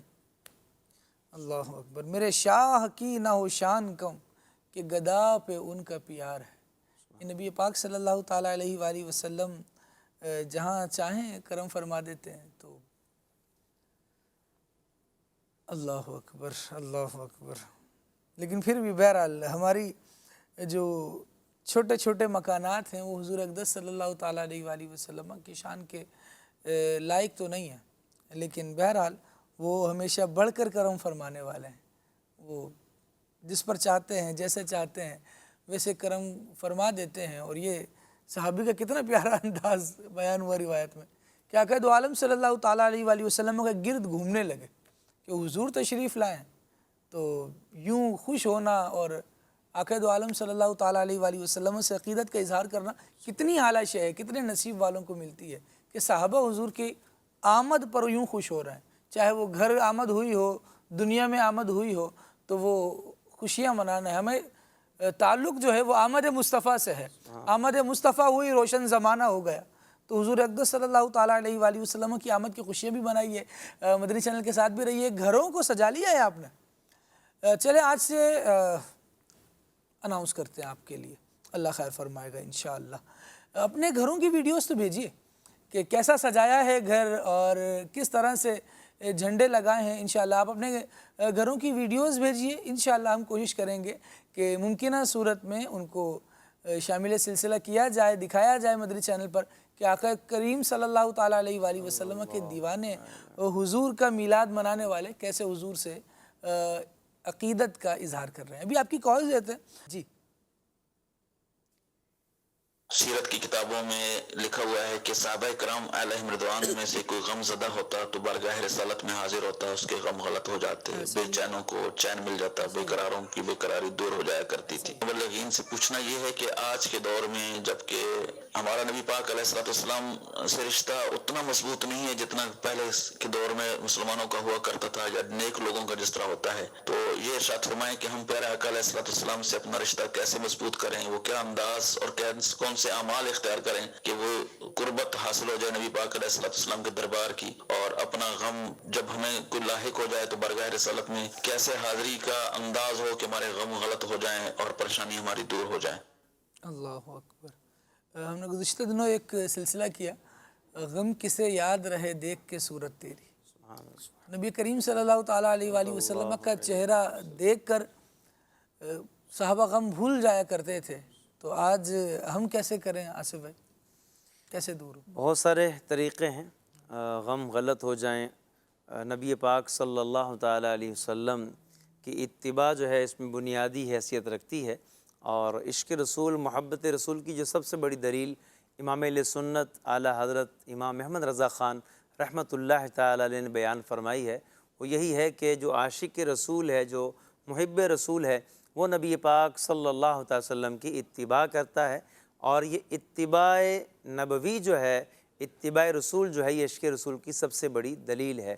اور یہ بھی یاد رکھیں کہ آپ دیکھیں اسی اتباع میں نماز بھی ہے، اور نماز بندہ پابندی سے پڑھے تو اللہ تعالیٰ کے قریب ہو جاتا ہے، اور جب اللہ تعالیٰ کے قریب ہوتا ہے تو مصطفیٰ جان رحمت صلی اللہ تعالیٰ علیہ وسلم کے بھی قریب ہوتا ہے۔ اور صلاۃ کو جو ہے وہ اس کا معنی نماز بھی ہے، اور اس کا معنی جو ہے وہ درود بھی ہے۔ صلاۃ، درود کو صلاۃ کہتے ہیں، نماز کو بھی صلاۃ کہتے ہیں۔ تو ایک صلاۃ پڑھتا ہے بندہ اللہ پاک کے قریب ہو جاتا ہے، اور دوسری صلاۃ پڑھے گا تو مصطفیٰ جان رحمت صلی اللہ تعالیٰ علیہ وسلم کے قریب ہو جائے گا۔ اور یہ بھی یاد رہے کہ نبی پاک علیہ السلام کو خواب میں دیکھنے کے جو معاملات ہیں، زیارت مصطفیٰ صلی اللہ تعالی وسلم کا جو معاملہ ہے، اس سلسلے میں بھی کوشش کرنی چاہیے کہ نبی پاک صلی اللہ علیہ وسلم کی زیارت نصیب ہو، خواب میں بھی نصیب ہو، کیونکہ ارشاد فرمایا من رآنی فی المنامی فسیرانی فی الیقظہ، کہ جس نے مجھے خواب میں دیکھا وہ عنقریب مجھے بیداری میں دیکھے گا۔ تو نبی پاک علیہ السلام کو جو دیکھنے کی خواہش ہے، اس کے لیے کیا کرنا ہے؟ ان کا ذکر کثرت سے کرنا ہے، جو حکم دیا اس پر عمل کرنا ہے، جس سے انہوں نے منع کیا ہے اس سے بچ جانا ہے۔ محبت کی یہ 3 بڑی علامات ہوتی ہیں، تو ذکر زیادہ ان کا کیا جائے اور احکامات پر زیادہ ان کے چلا جائے، اور جن چیزوں سے انہوں نے منع کر دیا ہے ان کو چھوڑ دیا جائے، تو اس سے بھی انشاءاللہ تعالی قرب مصطفیٰ بڑھے گا، نبی پاک علیہ السلام کی عنایت ہماری طرف متوجہ ہوگی۔ اور درود پاک کثرت سے پڑھیں۔ حدیث پاک میں آتا ہے کہ جو بندہ درود پڑھتا ہے من حیث کانا، جہاں سے بھی درود پڑھے، بلغنی صوتہ، اس کی آواز مجھ تک پہنچتی ہے۔ اب اس پر جو ہے وہ بعض نے بڑا پیاری ایک بات کی ہے، نقطہ بیان کیا ہے کہ بھئی جس کی آواز کثرت سے جا رہی ہو وہ فرما دیں کہ بھئی اس کو بھی بلا لو، اسے بھی قریب کر لو۔ تو جس کی آواز زیادہ پہنچتی ہے، کہیں دروازہ کھٹکھٹایا جاتا ہے تو جو زیادہ نوک کرتا بجاتا ہے تو اس کے لیے دروازہ کھول دیا جاتا ہے کہ یہ حاجت اس کی بڑی ہے، یہ بار بار دروازہ کھٹکھٹاتا ہے، یہ بار بار اس طرف توجہ کرتا ہے۔ تو ہمیں نبی پاک صلی اللہ علیہ وسلم کی طرف بار بار توجہ کرنے کی ضرورت ہے۔ تو یوں جو ہے وہ بیٹھتے اٹھتے مدد کے واسطے یا رسول اللہ کہا، پھر کس کو کیا؟ تو نبی پاک علیہ السلام کا ذکر کثرت سے کریں، آقا کریم علیہ السلام کی اطاعت کریں، اور جن چیزوں سے منع فرمایا گیا ہے انہیں چھوڑ دیں، تو انشاءاللہ تعالی وہ برکتیں جو صحابہ کرام کو ملا کرتی تھی ان سے انشاءاللہ ہمیں بھی حصہ نصیب ہوگا۔ حضور اقدس صلی اللہ تعالیٰ علیہ وآلہ وسلم پر درود پڑھتے رہیں۔ لیکن نبوت، نبی کو بھیجنے کا جو بنیادی مقصد ہوتا ہے وہ اس کی اتباع کرنا ہی ہوتا ہے، اور اللہ پاک نے تو قرآن پاک میں فرما دیا لَقَدْ كَانَ لَكُمْ فِي رَسُولِ اللَّهِ أُسْوَةٌ حَسَنَةٌ، کہ نبی پاک صلی اللہ علیہ وسلم کی زندگی میں تمہارے لیے بہترین نمونہ ہے۔ جہاں سیرت کے کتابوں کے اندر صحابہ کے واقعات ہیں، دیگر جو ہے وہ باتیں موجود ہیں، وہاں پر حضور علیہ السلام کا حلم اور بردباری بھی موجود ہے، وہاں حضور علیہ السلام کا حسن معاشرت بھی موجود ہے، وہاں حضور علیہ السلام کے خوش طبعی کے واقعات بھی موجود ہیں۔ تو یہ ساری چیزیں جو ہے وہ اس پر عمل کرنا حضور علیہ السلام کے قریب کرے گا۔ اور ظاہر ہے کہ جس چیز کا ذکر زیادہ کیا جاتا ہے جو ہے وہ یہ محبت کی دلیل ہوتی ہے، اور فرمایا من احب شیئا اکثر ذکرہ، کہ جو کسی چیز سے محبت کرتا ہے تو وہ اس کا ذکر کثرت سے کرتا ہے۔ تو ذکر جب کثرت سے کرے گا، اپنی اس ذات کے اندر حضور علیہ السلام کے فرامین کو نافذ کرے گا۔ امیر علیہ سنت نے پچھلے دنوں مدنی مذاکرے میں بڑی پیاری بات ارشاد فرمائی کہ ہم نے اپنے گھروں کو تو چراغاں کر لیا، ہم نے لائٹنگ کر لی، بہت اچھی باتیں ہونا بھی چاہیے، لیکن ہم نے اپنے ظاہری وجود کا کیا چراغاں کیا؟ یہ تو موقع ہے کہ ہم اچھی اچھی نیتیں کریں، حضور علیہ السلام کی بارگاہ میں درود و سلام کے نذرانے پیش کریں، اپنے چہرے کو داڑھی سے سجائیں۔ اگر خدا نہ خواستہ نماز کی پابندی نہیں ہے تو نماز کی طرف آئیں، بعد جماعت نماز کی پابندی کریں۔ حضور علیہ السلام عالمین کے لیے رحمت بنا کر بھیجے گئے ہیں، لیکن جو جماعت سے نماز نہیں پڑھتا حضور نے اس پر ناراضی کا اظہار فرمایا۔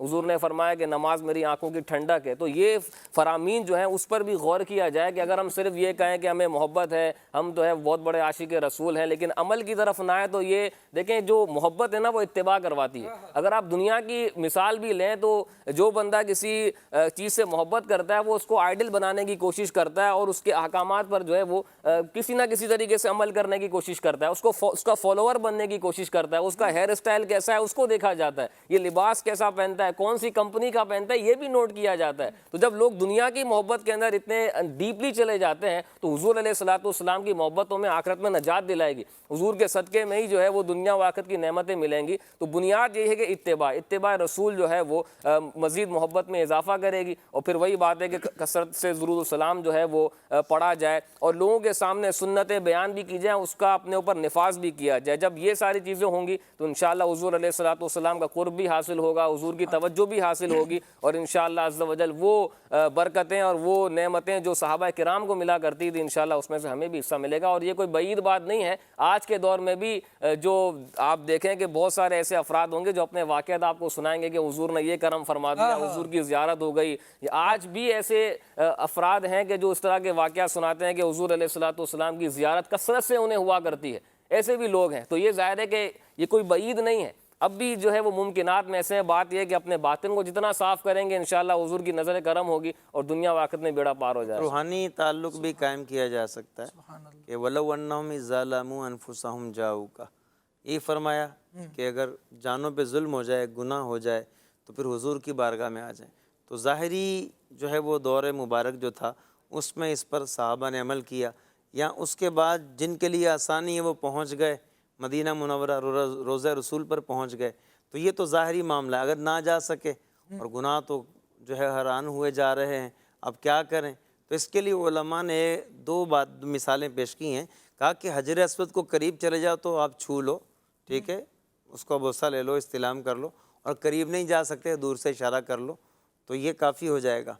تو کہا کہ اب بھی اگر کوئی مسئلہ ہو جائے تو رخ مدینے کی طرف کر لو اور اپنا تعلق جو ہے روحانی وہاں توجہ کرو، اور پھر اللہ پاک کی بارگاہ میں جو ہے وہ حضور علیہ الصلاۃ والتسلیم کے وسیلہ جلیلہ سے دعا مانگو تو اللہ پاک کرم کرنے والا ہے۔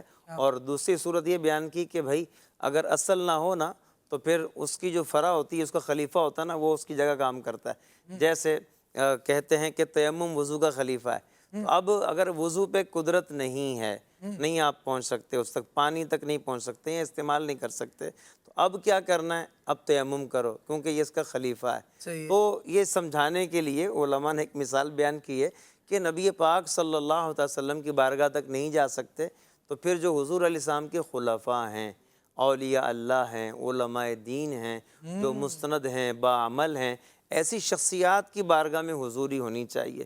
امیر اہل سنت مدنی مذاکرہ فرماتے ہیں، اس کو آپ سن لیں، امیر اہل سنت کی بارگاہ میں حاضر ہو جائیں، اور بھی جو ہمیں بزرگان دین ملتے ہیں، علماء دین ہیں مستند، تو ان کی بارگاہوں میں آ کر یہ فیض حاصل کیا جا سکتا ہے۔ سبحان اللہ، سبحان اللہ۔ رب العالمین نے ارشاد فرمایا وَمَا أَرْسَلْنَا مِن رَسُولٍ إِلَّا لِيُطَاعَ بِإِذْنِ اللَّهِ۔ رب العالمین نے جو رسول بھیجے ہیں اسی لیے بھیجے ہیں کہ اللہ کے حکم سے ان کی اطاعت کی جائے۔ تو ان کی اطاعت صحابہ کرام علیہ رضوان جو حضور کے دربار میں حاضر ہوئے نا، اس کا ایک انداز یہ تھا کہ اپنے گناہوں کو چھوڑ کر حضور اقدس صلی اللہ تعالیٰ علیہ وآلہ وسلم کے پاس جب آئے تو پھر حضور کی تعلیمات حضور سے لیتے چلے گئے۔ تو وہ تعلیمات بھی لیں انشاءاللہ، قرب مصطفیٰ بھی بڑھے گا، حضور سے تعلق مزید مضبوط ہوگا۔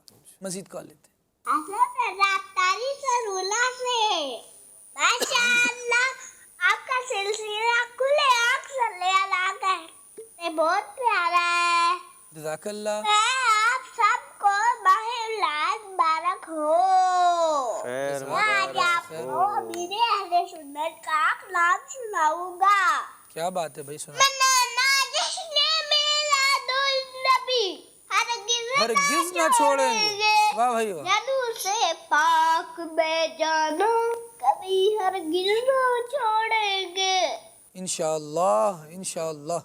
مزید صلی اللہ کیسے کرتے ہیں؟ چلا ہے، بہت پیارا ہے۔ ہمیں آپ ایک نعت سنا دیں، یہ کس شہنشاہ والا کی آمد آمد ہے؟ سبحان اللہ۔ مزید نعتوں میں لگوا دیں، روک لیتی ہے نسبت آپ کی۔ کیا بات ہے، کیا بات ہے، روک لیتی ہے آپ کی نسبت، تیر جتنے بھی ہم پہ چلتے ہیں، یہ کرم ہے حضور کا ہم پر، آنے والے عذاب ٹلتے ہیں۔ اللہ۔ مزید ساری میری ایک ریکویسٹ ہے کہ میں ایک نعت سننا چاہتا ہوں، حضور ایسا کوئی انتظام ہو جائے۔ سبحان اللہ۔ مزید میں مدینہ آئی تو سال شریف سے، کیا بات، مجھے آپ کا پروگرام قرآن کا ڈیرا بہت اچھا لگتا ہے۔ میں یاد قرآن سناؤں گا۔ بارہویں کا نور دل پہ چھا گیا، واہ بھائی واہ، آ گئے نبی آخری نبی، نور سے سجا عرش کی بڑیا، آ گئے نبی آخری نبی۔ سبحان اللہ سبحان اللہ۔ اللہ کریم آپ کا ذوق شوق سلامت رکھے، سب کو حضور اقدس صلی اللہ علیہ وسلم کے عشق کی برکتیں دنیا اور آخرت میں نصیب کرے۔ کچھ میسیجز پڑھ لیتا ہوں، اور کیا بات ہے جی، امانت بنت امانت یہ کلام سنا دیں۔ بڑی امید ہے سرکار قدموں میں بلائیں گے، واہ بھائی واہ، سبحان اللہ۔ اللہ کریم برکت عطا فرمائے۔ آپ کا پروگرام دل کو راحت کی کیفیت بخش رہا ہے، سبحان اللہ۔ یہ تو حضور اقدس صلی اللہ تعالیٰ علیہ وآلہ وسلم کے ذکر کی یقیناً برکت ہے، اور اللہ کریم ہمیں یہ برکتیں دنیا میں بھی نصیب فرمائے، اور حضور کے جلوے جب ہم محشر میں دیکھیں نا، ہاں، اعلیٰ حضرت فرماتے ہیں حشر میں کیا کیا مزے وارفتگی کے لوں رضا، لوٹ جاؤں پا کے وہ دامان عالی ہاتھ میں۔ اللہ کریم وہ برکتیں بھی ہم سب کو نصیب فرمائے۔ اچھا جی، جلال پور پیر والا سے میسیج ہے، اللہ کریم دعوت اسلامی کو اور ترقی دے، کلام سنا دیں۔ فلک کے ستاروں زمیں کی بہاروں، سبحان اللہ۔ حسان بھائی کی طرف بڑھتے ہیں، کچھ کلام سنتے ہیں، اس کے بعد انشاءاللہ پھر آتے ہیں واپس۔ صلی اللہ علیہ الحبیب صلی اللہ تعالی علی محمد صلی اللہ علیہ وسلم۔ روک لیتی ہے آپ کی نسبت تیر جتنے بھی ہم پہ چلتے ہیں، روک لیتی ہے آپ کی نسبت تیر جتنے بھی ہم پہ چلتے ہیں، یہ کرم ہے حضور کا ہم پر، یہ کرم ہے حضور کا ہم پر، آنے والے عذاب ٹلتے ہیں، وہی بڑھتے ہیں جو لیا سب کی وہ سمجھتے ہیں، بولیاں سب کی وہی بڑھتے ہیں جو لیا سب کی وہ سمجھتے ہیں، بولیاں سب کی۔ آؤ دربار مصطفیٰ کو چلیں، آؤ دربار مصطفیٰ کو چلیں، کھوٹے سے کے وہیں پہ چلتے ہیں، یہ کرم ہے حضور کا ہم پر، آنے والے عذاب ٹلتے ہیں۔ نور آ گیا، نور آ گیا، حق کا نور آ گیا، نور آ گیا، بولو نور آ گیا، نور آ گیا، حق کا نور آ گیا، نور آ گیا، سرکار کی آمد مرحبا، آقا کی آمد مرحبا، مکی کی آمد مرحبا، مدنی کی آمد مرحبا، حضور کی آمد مرحبا، پر نور کی آمد مرحبا، اس نور کی آمد مرحبا، نور آ گیا، نور آ گیا، حق کا نور آ گیا، نور آ گیا، صبح طیبہ میں ہوئی بٹتا ہے باڑا نور کا، صدقہ لینے نور کا آیا ہے تارا نور کا، حق کا نور آ گیا، نور آ گیا، حق کا نور آ گیا، نور آ گیا،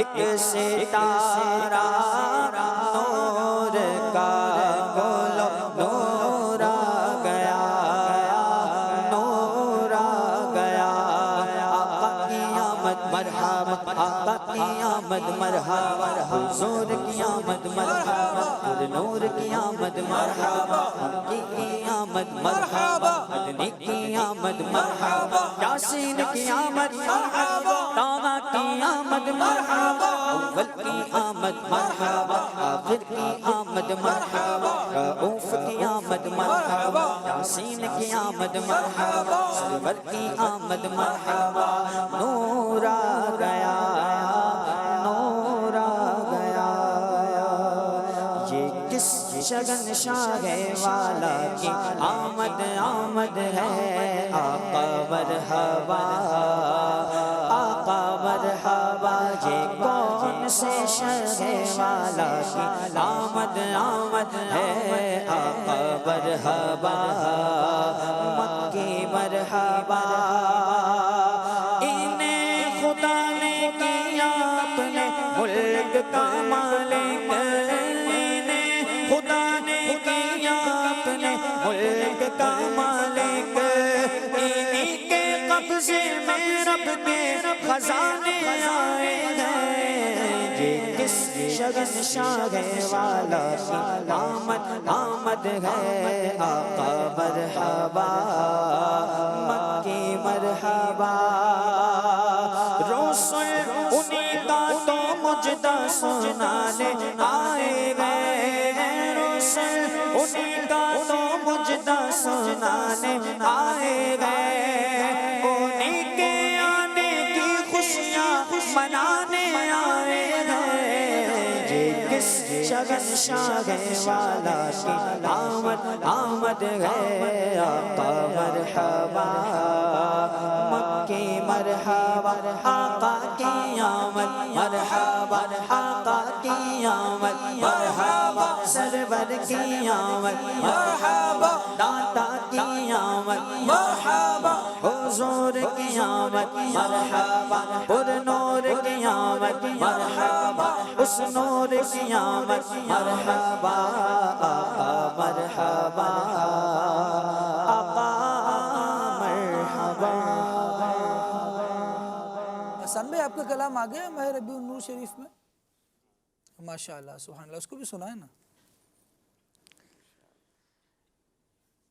نبی کی آمد ہے نبی کی آمد ہے نبی کی آمد ہے نبی کی آمد ہے نبی کی آمد ہے نبی کی آمد ہے آمد مصطفیٰ مرحبا مرحبا آمد مجتبی مرحبا مرحبا آمد مصطفیٰ مرحبا مرحبا آمد مجتبی مرحبا مرحبا آئے آقا آئے آقا جمعہ آئے آقا آئے آقا میرے آقا کی آمد مرحبا داتا کی آمد مرحبا سرور کی آمد مرحبا جانا کی آمد مرحبا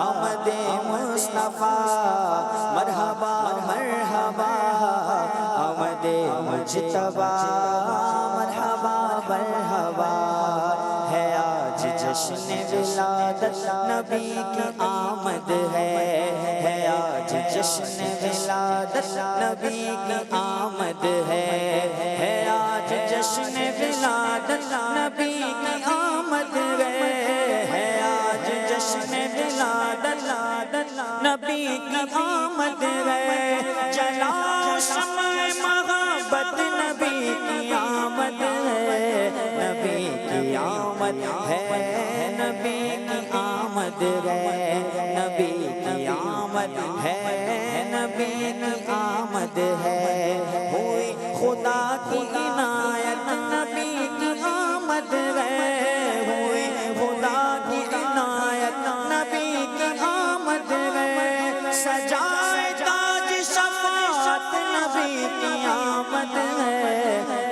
آمد مصطفیٰ مرحبا مرحبا آمد مجتبی مرحبا مرحبا آمد مصطفیٰ مرحبا مرحبا آمد مجتبی مرحبا مرحبا میرے آقا کی آمد مرحبا داتا کی آمد مرحبا سرور کی آمد مرحبا جانا کی آمد مرحبا نبی کی آمد ہے نبی کی آمد ہے نبی کی آمد ہے نبی کی آمد ہے سبحان اللہ سبحان اللہ سبحان اللہ۔ مدنی چینل کے ناظرین، الحمدللہ عز و جل دعوت اسلامی کا یوٹیوب چینل ہے نعت پروڈکشن۔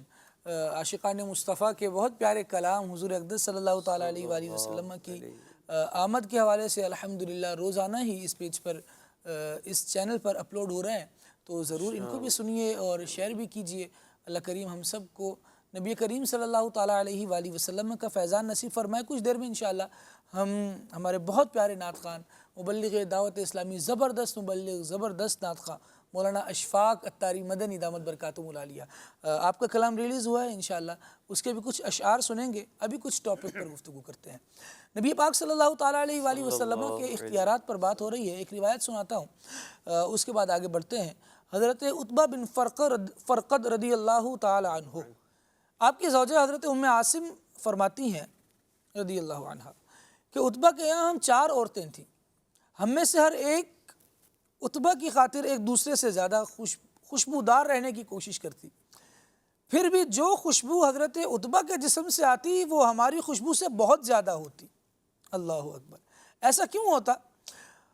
کہتی ہے اور جب وہ لوگوں کے پاس جاتے تو لوگ کہتے ہم نے کوئی ایسی خوشبو نہیں سونگھی جو عتبہ کی خوشبو سے اچھی ہو۔ تو ایک دن یہ ازواج ان کے پاس آئیں اور کہنے لگیں کہ کیا وجہ ہے کہ آپ کی خوشبو اتنی اعلیٰ ہے کہ کوئی خوشبو اس تک نہیں پہنچ پاتی، کوئی اس سے بہتر نہیں ہو پاتی، کتنی ہی کوشش کر لی جائے اور اس سے اچھی خوشبو ڈھونڈنے سے ہم قاصر رہے ہیں۔ تو آپ رضی اللہ تعالیٰ عنہ نے بڑا پیارا جواب دیا، فرمایا کہ رسول اللہ صلی اللہ تعالیٰ علیہ وآلہ وسلم کے ظاہری زمانہ مبارکہ میں میرے بدن میں پھنسیاں نکل آئی تھیں، پھوڑے چھالے دانے، اور پھنسیاں اپنی جگہ ایک اپنا معنی رکھتا ہے۔ کہتے ہیں کہ یہ نکل آئیں تو میں نے حضور اقدس صلی اللہ تعالیٰ علیہ وآلہ وسلم کی خدمت میں حاضر ہو کر اس بیماری کی شکایت کی۔ آقا دو عالم صلی اللہ تعالیٰ علیہ وآلہ وسلم نے اپنا لعاب دہن اپنے ہاتھ مبارک پر ڈال کر میرے جسم پر پھیر دیا تو فرماتے ہیں میری بیماری دور ہو گئی اور اسی دن سے اب تک یہ خوشبو آ رہی۔ سبحان اللہ۔ نبی پاک صلی اللہ تعالیٰ علیہ وآلہ وسلم کے اختیارات ذرا ملاحظہ فرمائیے، جس کو ہم اختیارات تکوینیہ کہتے ہیں۔ کائنات میں حضور اقدس صلی اللہ تعالیٰ علیہ وآلہ وسلم کا حکم اور اختیار کیسے جاری ہے کہ بیمار ہے۔ کل سلمان بھائی نے بڑی پیاری بات کہی تھی اور بہت دل کو لگی بات، کہا کہ لوگ دوا دے سکتے ہیں، ڈاکٹر طبیب یہ دوا دے سکتا ہے، شفا نہیں دے سکتا، اور نبی پاک صلی اللہ تعالیٰ علیہ وآلہ وسلم کو رب نے جو اختیار جو طاقت عطا فرمائی ہے، حضور اقدس صلی اللہ علیہ وسلم شفا عطا فرماتے ہیں۔ تو حضور اقدس صلی اللہ تعالیٰ علیہ وآلہ وسلم نے اپنا دست مبارک پھیرا، بیماری بھی دور کر دی، خوشبو بھی عطا فرما دی۔ یہ وہ اختیارات ہیں جو کائنات میں جاری ہیں، لیکن شریعت میں بھی نبی پاک صلی اللہ تعالیٰ علیہ وآلہ وسلم کے اختیارات جاری ہیں۔ کیسے اختیارات جاری ہیں؟ فراز بھائی سے سنتے ہیں۔ بخاری اور مسلم شریف کی کئی ایسی احادیث مبارکہ ہیں کہ وہ عبادات جو دیگر کے لیے عام ہیں ان کے لیے عمومی ایک حکم ہے۔ حضور علیہ الصلوۃ والسلام نے کسی کو اس میں تخفیف عطا فرما دی، کسی کے لیے استثناء قرار دے دیا۔ جیسے کہ ایک روایت ہے، ابو بردہ رضی اللہ تعالیٰ عنہ نے عید کی نماز سے پہلے قربانی کر لی۔ اب جب انہیں پتہ چلا کہ یہ معاملہ درست نہ تھا اور عید کی نماز کے بعد قربانی کرنی چاہیے تھی، تو نبی کریم صلی اللہ علیہ وسلم کی بارگاہ میں حاضر ہوئے اور عرض کی کہ یہ مجھ سے معاملہ ہو گیا ہے۔ تو آپ صلی اللہ علیہ وسلم نے ارشاد فرمایا کہ تو درست نہیں ہے۔ اب وہ کہنے لگے کہ میرے پاس ایک بکری ہے جس کی عمر 6 ماہ ہے۔ یہ بکری کی بات ہو رہی ہے کہ جو دیگر کے لیے اس کی اجازت نہ پہلے تھی نہ اور بعد میں ہے۔ یہ 6 ماہ کی بکری فرمایا کہ انہوں نے عرض کی کہ میرے پاس 6 ماہ کی بکری ہے جو 1 سال والیوں کی طرح نظر آتی ہے، یعنی اس کا قد کاٹ ایسا ہے کہ جو فربا نظر آتی ہے. تو آپ صلی اللہ علیہ وسلم نے ارشاد فرمایا کہ تم اس کی قربانی کر لو، لیکن یاد رکھو کہ تمہارے بعد اس کی اجازت کسی کو بھی نہیں ہے.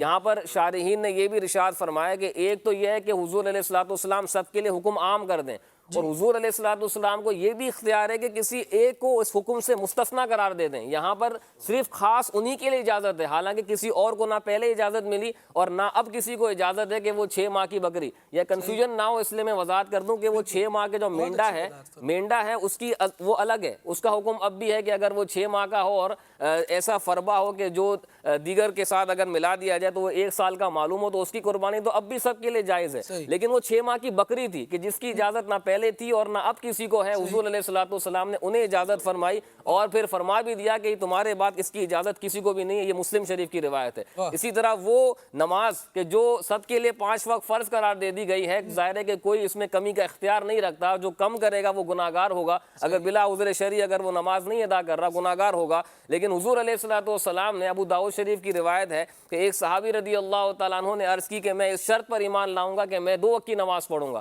تو حضور علیہ الصلوۃ والسلام نے ارشاد فرمایا تمہیں 2 وقت کی نماز پڑھنے کی اجازت ہے. تو یہ وہ تشریعی احکامات ہیں، یعنی کسی کے بارے میں کسی چیز کو فرض قرار دے دینا، کسی کے لیے جو ہے وہ واجب قرار دے دینا، یا اس کو اس فرض سے مستثنا قرار دے دینا، اس میں تخفیف پیدا کر دینا، یہ حضور علیہ الصلوۃ والسلام کے اختیارات میں سے ہیں. کئی ایسے واقعات ہیں، کئی ایسی روایات ہیں. انشاءاللہ کچھ ہم علامہ آصف اقبال مدنی صاحب سے بھی سنیں گے، پھر انشاءاللہ مزید میں بھی کچھ عرض کر دوں گا. اس میں یہ چیز ہے کہ اختیارات جو ہیں، ویسے تو آپ نے خالد بھائی والا حق استعمال کیا ہے، میری طرف بڑھا دی بات. تو خیر اختیارات جو ہے وہ نبی پاک علیہ السلام کی جو شریعت میں، تو معاملہ چاہے عبادت کا ہو یا پھر وہ معاملات کا ہو، ٹھیک ہے، دونوں میں نبی پاک علیہ السلام کے اختیارات فی التشریع نظر آتے ہیں. نبی پاک علیہ السلام نماز کا فرمایا بیان ہوا کہ ایک شخص سے جو ہے وہ اس شرط پہ اسلام اس کا قبول کر لیا کہ نمازیں 2 ہی پڑھیں گے. اس طرح حضرت فضالہ جو تھے انہوں نے بھی عرض کی تھی کہ میرے کام کاج بہت ہوتے ہیں، تو آپ نے فرمایا کہ 5 پڑھنی ہے. کہا میرے کام کاج بہت ہوتے ہیں، کوئی جامع کام بتا دیں. فرمایا کہ جو ہے نا عصرین پڑھنی ہے. تو ان کی لغت میں عصرین کا لفظ نہیں تھا، تو انہوں نے عرض کی کہ عصرین سے کیا مراد ہے. فرمایا ایک نماز سورج نکلنے سے پہلے اور ایک سورج ڈوبنے کے بعد، تم نے 2 پڑھنی ہے. تو یہ ان کو خاص کر دیا نبی پاک علیہ السلام نے. اس طرح روزے کا معاملہ ہو تو روزہ ایک صاحب کا ٹوٹ گیا، بخاری شریف میں ہے، تو اس میں کفارے کی صورت ہوتی تھی. فرمایا کفارہ ادا کرو، غلام آزاد کرو. عرض کی نہیں ہے. فرمایا 60 میں سے کھانا کھلاؤ، وہ بھی نہیں کر سکتے. 60 روزے رکھو، کہا یہ بھی نہیں ہو سکتا. تو پھر اتنے میں کہیں کھجوروں کا ٹوکرا آیا. فرمایا کہ یہ کھا، جو ہے نا جو سب سے زیادہ مدینے میں مسکین فقیر ہو اسے دے دو. عرض کی کہ مدینے میں بھلا مجھ سے زیادہ اور غریب کون ہوگا. پھر نبی پاک علیہ السلام مسکرائے اور ساتھ ہی ارشاد فرمایا کہ خود بھی کھا، گھر والوں کو کھلا، روزے کا کفارہ ادا ہو جائے گا. اور فرمایا کہ یہ صرف تمہارے لیے. تو یہ آپ یہ دیکھیں کہ روزے کا معاملہ ہو، حج کا معاملہ ہو. نبی پاک علیہ السلام نے فرمایا کہ حج فرض ہے. تو عرض کی کیا ہر سال فرض ہے؟ تو آپ علیہ السلام خاموش رہے. اور جب تکرار ہوا سوال کا تو فرمایا کہ لو قلت نعم لوجب، اگر میرے منہ سے نام کہہ دی نکل جاتا، میں ہاں کہہ دیتا، تو اللہ تعالیٰ ہر سال فرض کر دیتا. تو معاملہ روزے کا ہو اور معاملہ جو ہے وہ نماز کا ہو، معاملہ جو ہے وہ ایک موقع پر جہاد کا ہو. آپ یہ دیکھیں جہاد میں غنیمت اسی کو ملے گی جو اس میں شرکت کرے گا. حضرت عثمان غنی رضی اللہ تعالیٰ عنہ آپ شریک نہیں ہوئے، لیکن نبی پاک علیہ السلام نے آپ کو حصہ عطا فرمایا غنیمتوں میں سے. تو یہ نبی پاک علیہ السلام کے خصوصی اختیارات ہیں. گواہی جو ہے وہ 2 مردوں کی چاہیے. حضرت خزیمہ بن ثابت رضی اللہ تعالیٰ عنہ آپ کی اکیلے کی گواہی 2 کے برابر فرما دی نبی پاک علیہ السلام نے. اس میں ایک راز بھی علماء فرماتے ہیں کہ راز پوشیدہ یہ تھا کہ جب قرآن جمع کیا گیا دور صدیق اکبر رضی اللہ تعالیٰ عنہ میں، تو اس وقت جو ہے وہ ایک آیت جو ہے وہ حضرت خزیمہ کے پاس تھی. اب رول یہ ہوا تھا، طے ہوا تھا کہ حضرت زید بن ثابت رضی اللہ عنہ کے پاس لوگ آئیں گے، 2 لوگ گواہی دیں گے، یہ قرآن کی آیت سے شامل کیا جائے قرآن میں. تو اب جب جمع ہو رہا تھا تو ایک آیت یہ بھی لے کر آئے. انہوں نے کہا، جو مجلس بنی تھی 6 افراد کی، انہوں نے کہا تمہارے ساتھ دوسرا گواہ کون ہے؟ کہا کہ تمہیں یاد نہیں ہے کہ نبی پاک علیہ السلام نے مجھ اکیلے کی گواہی 2 کے برابر کر دی. تو اس حدیث پاک کی بنیاد پر وہ آیتیں قرآن میں شامل کی گئیں. اور حضرت خزیمہ بن ثابت رضی اللہ عنہ کی ایک بڑی پیاری فضیلت میں نے پڑھی. الاصابہ میں غالباً لکھی ہوئی ہے کہ انہوں نے نبی پاک علیہ السلام کی بارگاہ میں عرض کی، یا رسول اللہ صلی اللہ علیہ وسلم، میں نے خواب دیکھا ہے کہ میں آپ کی پیشانی پر جو ہے وہ سجدہ کر رہا ہوں۔ تو نبی پاک علیہ السلام نیچے لیٹ گئے اور فرمایا کہ خزیمہ اپنا خواب پورا کر لو۔ تو حضرت خزیمہ نے سب سے افضل ترین جگہ پہ سجدہ کیا، جو عرش سے بھی افضل ہے، اس مقام پر سجدہ کرنے کی سعادت حضرت خزیمہ بن ثابت رضی اللہ تعالی عنہ کو حاصل ہوئی۔ تو اس طرح کے اور بھی واقعات ہیں جس میں نبی پاک علیہ السلام کے اختیارات، اور یہ آپ دیکھیں یہ نسائی شریف میں، ابو داؤد شریف میں، ترمذی شریف میں، صحیح مسلم شریف میں، بخاری شریف میں، یعنی سیاہ ستہ میں یہ احادیث روایات موجود ہیں کہ نبی پاک علیہ السلام نے بہت سی چیزوں سے بہت سے لوگوں کو مستثنیٰ فرما دیا۔ حضرت علی رضی اللہ تعالیٰ عنہ 4 شادیاں انسان کر سکتا ہے اگر اسے استطاعت ہو اور وہ انصاف کر سکتا ہو، لیکن حضرت علی رضی اللہ تعالیٰ عنہ آپ کے لیے حضرت فاطمہ رضی اللہ تعالیٰ عنہ کے ہوتے ہوئے اور نکاح کرنے کی ممانعت فرما دی۔ سونا گولڈ مرد نہیں پہن سکتا۔ حضرت سراقہ کو اور ایک کو اور حضرت برا بن عازب رضی اللہ تعالیٰ عنہ، ان دونوں کو سونا پہننے کی اجازت دے دی، اور ریشم مرد نہیں پہن سکتا۔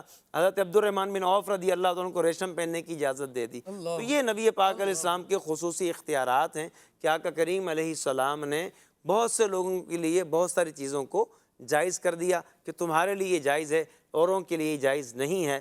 اور آپ یہ دیکھیں فرمایا کہ حرم کی گھاس کاٹنا حرام ہے۔ حضرت عبداللہ بن عباس رضی اللہ تعالیٰ انہوں نے عرض کی کہ اذخر نام کی جو گھاس ہے اس کو آپ مستثنیٰ فرما دیں۔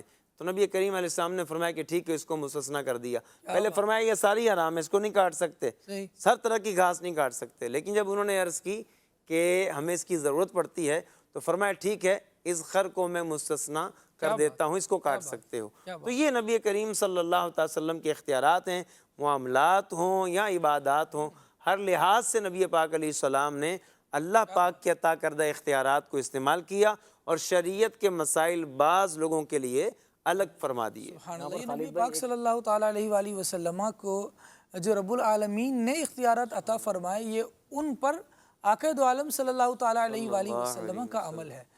کسی کو کام دیا جاتا ہے، منصب دیا جاتا ہے، عہدہ دیا جاتا ہے، تو اس کی ذمہ داری ہوتی ہے، اور وہ ذمہ داری کو کما حقہ نبھائے۔ جیسے اوپر سے آرڈر ہیں، بڑا ذمہ دار یا باس آرڈر دے رہا ہے، نیچے والا ویسا ہی مانے گا اور باقیوں کو ویسے ہی چلائے گا، بلا تشبیہ بلا تمثیل۔ یہ بات صرف تقرب فہم کے لیے کہ لوگ اس طرح سے نظام کو چلتا ہوا دیکھ رہے ہوتے ہیں، اور جب یہ مثال دی جائے تو زیادہ جلدی سمجھ میں آ جاتی ہے۔ رب العالمین جل وعلا نے نبی پاک صلی اللہ تعالیٰ علیہ وآلہ وسلم کو منصب عطا فرمایا اور منصب کے ساتھ اختیارات عطا فرمائے۔ منصب نبوت ہے، اور نبی کی شان یہ ہے، اللہ اکبر، یجدونہ مکتوبا عندہم فی التوراۃ والانجیل، جو تورات و انجیل میں بھی بیان کی گئی، یأمرہم بالمعروف وینہاہم عن المنکر۔ اچھا، بڑی عجیب سی بات ہے کہ جن آیات میں، جن روایات میں، بالخصوص جن احادیث میں نبی پاک صلی اللہ تعالیٰ علیہ وآلہ وسلم کے فضائل بیان ہو جائیں، اختیارات بیان ہو جائیں، آقا دو عالم صلی اللہ تعالیٰ علیہ وآلہ وسلم کا افضل ہونا بیان ہو جائے، تو پھر شیطان اس میں حجتیں دلا رہا ہوتا ہے، اور شیطان کے جو ہم نوا ہیں، جس طرح امیر علیہ السلام نے فرمایا کہ ہاں مگر شیطان بما رفقا بڑا رنجور ہے۔ تو شیطان اور اس کے رفقا، اس کے حواری، کیا کام ہو رہا ہوتا ہے؟ پھر وہ وسوسے ڈال رہے ہوتے ہیں، اس کی سند صحیح نہیں ہے، یہ اس درجے کی نہیں ہے، یہ یوں نہیں ہے، یہ یوں نہیں ہے۔ آیت قرآن تو سب سے اعلیٰ درجے کی ہے، اس پہ تو سند پر کلام ہی نہیں ہے نا۔ رب العالمین نے ارشاد فرمایا یأمرہم بالمعروف وینہاہم عن المنکر ویحل لہم الطیبات ویحرم علیہم الخبائث۔ یہ نبی پاک صلی اللہ تعالیٰ علیہ وآلہ وسلم کی وہ شان ہے جو توریت و انجیل میں بھی تھی۔ یہ کیا ہے؟ یہ قرآن کی آیت ہے، قرآن بتا رہا ہے کہ وہ توریت میں تھی، تو اس کا تو متحقق ہونا قرآن کی آیت سے ثابت ہے۔ ارشاد فرمایا کہ یہ پاکیزہ چیزوں کو حلال کرتے ہیں، یہ کرتے ہیں، اور بری چیزوں کو، ناپسندیدہ چیزوں کو، خبائث کو یہ حرام کرتے ہیں۔ وَيَدَعُ عَنْهُمْ إِسْرَهُمْ وَالْأَغْلَالَ الَّتِي كَانَتْ عَلَيْهِمْ۔ اس کی تفسیریں بیان کی جائیں تو وہ جو صحابہ کہہ رہے ہیں یا رسول اللہ مشکل ہے، یہ نہیں ہو پائے گا، مفسرین نے لکھا ہے اس کو کہ وَيَدَعُ عَنْهُمْ إِسْرَهُمْ وَالْأَغْلَالَ الَّتِي كَانَتْ عَلَيْهِمْ کے تحت یہ ساری چیزیں بھی داخل ہیں۔ پھر نبی پاک صلی اللہ علیہ وسلم جب دنیا میں تشریف لے آئے تو حکم ہمارے لیے یہ ہے فالذین آمنوا بہ، تو جو ان پر ایمان لے آیا، وعزروہ ونصروہ، ان کی تعظیم کی، توقیر کی، ان کی مدد کی، واتبعوا النور الذی انزل معہ، اور وہ نور جو ان کے ساتھ نازل ہوا یعنی قرآن، اس کی پیروی کی، اولئک هم المفلحون، وہی لوگ کامیاب ہیں۔ تو یہ اختیارات مصطفیٰ یوں قرآن سے بیان ہو رہے ہیں، اسی کی ہم نے پیروی کرنی ہے۔ آئیے کلام سنتے ہیں، اس کے بعد پھر واپس آتے ہیں۔ میرے آقا کی آمد مرحبا، میرے داتا کی آمد مرحبا، میرے مولا کی آمد مرحبا، میرے ملجا کی آمد مرحبا۔ آ گئے سرکار نبیوں کے سردار، مالک و مختار، سب کے ہیں غمخوار۔ مرحبا مرحبا مرحبا مرحبا مرحبا مرحبا مرحبا مرحبا مرحبا مرحبا مرحبا یا مصطفیٰ، مرحبا مرحبا مرحبا یا مصطفیٰ، مرحبا مرحبا مرحبا مرحبا مرحبا مرحبا مرحبا مرحبا۔ فخر فلک فخر زمین آیا ہے، مرحبا فخر فلک فخر زمین آیا ہے، مرحبا مالک فردوس پری آیا ہے، پری آیا ہے۔ مرحبا مرحبا مرحبا مرحبا مرحبا مرحبا مرحبا مرحبا مرحبا مرحبا مرحبا یا مصطفیٰ، مرحبا مرحبا مرحبا یا مصطفیٰ، مرحبا مرحبا مرحبا مرحبا مرحبا مرحبا مرحبا مرحبا۔ آ گئے سرکار نبیوں کے سردار، مالک و مختار، سب کے ہیں غمخوار۔ غم سے روتی ہوئی دنیا کو ہنسانے کے لیے، غم سے روتی ہوئی دنیا کو ہنسانے کے لیے، کرے رحم و کرم خند جبی آیا ہے، جبی آیا ہے۔ مرحبا مرحبا مرحبا مرحبا مرحبا مرحبا مرحبا مرحبا مرحبا مرحبا مرحبا یا مصطفیٰ، مرحبا مرحبا مرحبا یا مصطفیٰ، مرحبا مرحبا مرحبا مرحبا مرحبا مرحبا مرحبا مرحبا۔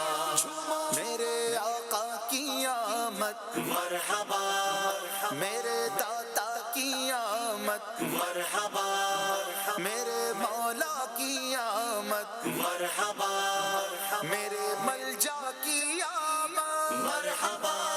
محجبینوں سے بھلا کیسے ہو اس کی تشبیہ، محجبینوں سے بھلا کیسے ہو اس کی تشبیہ، کیسے ہو اس کی تشبیہ۔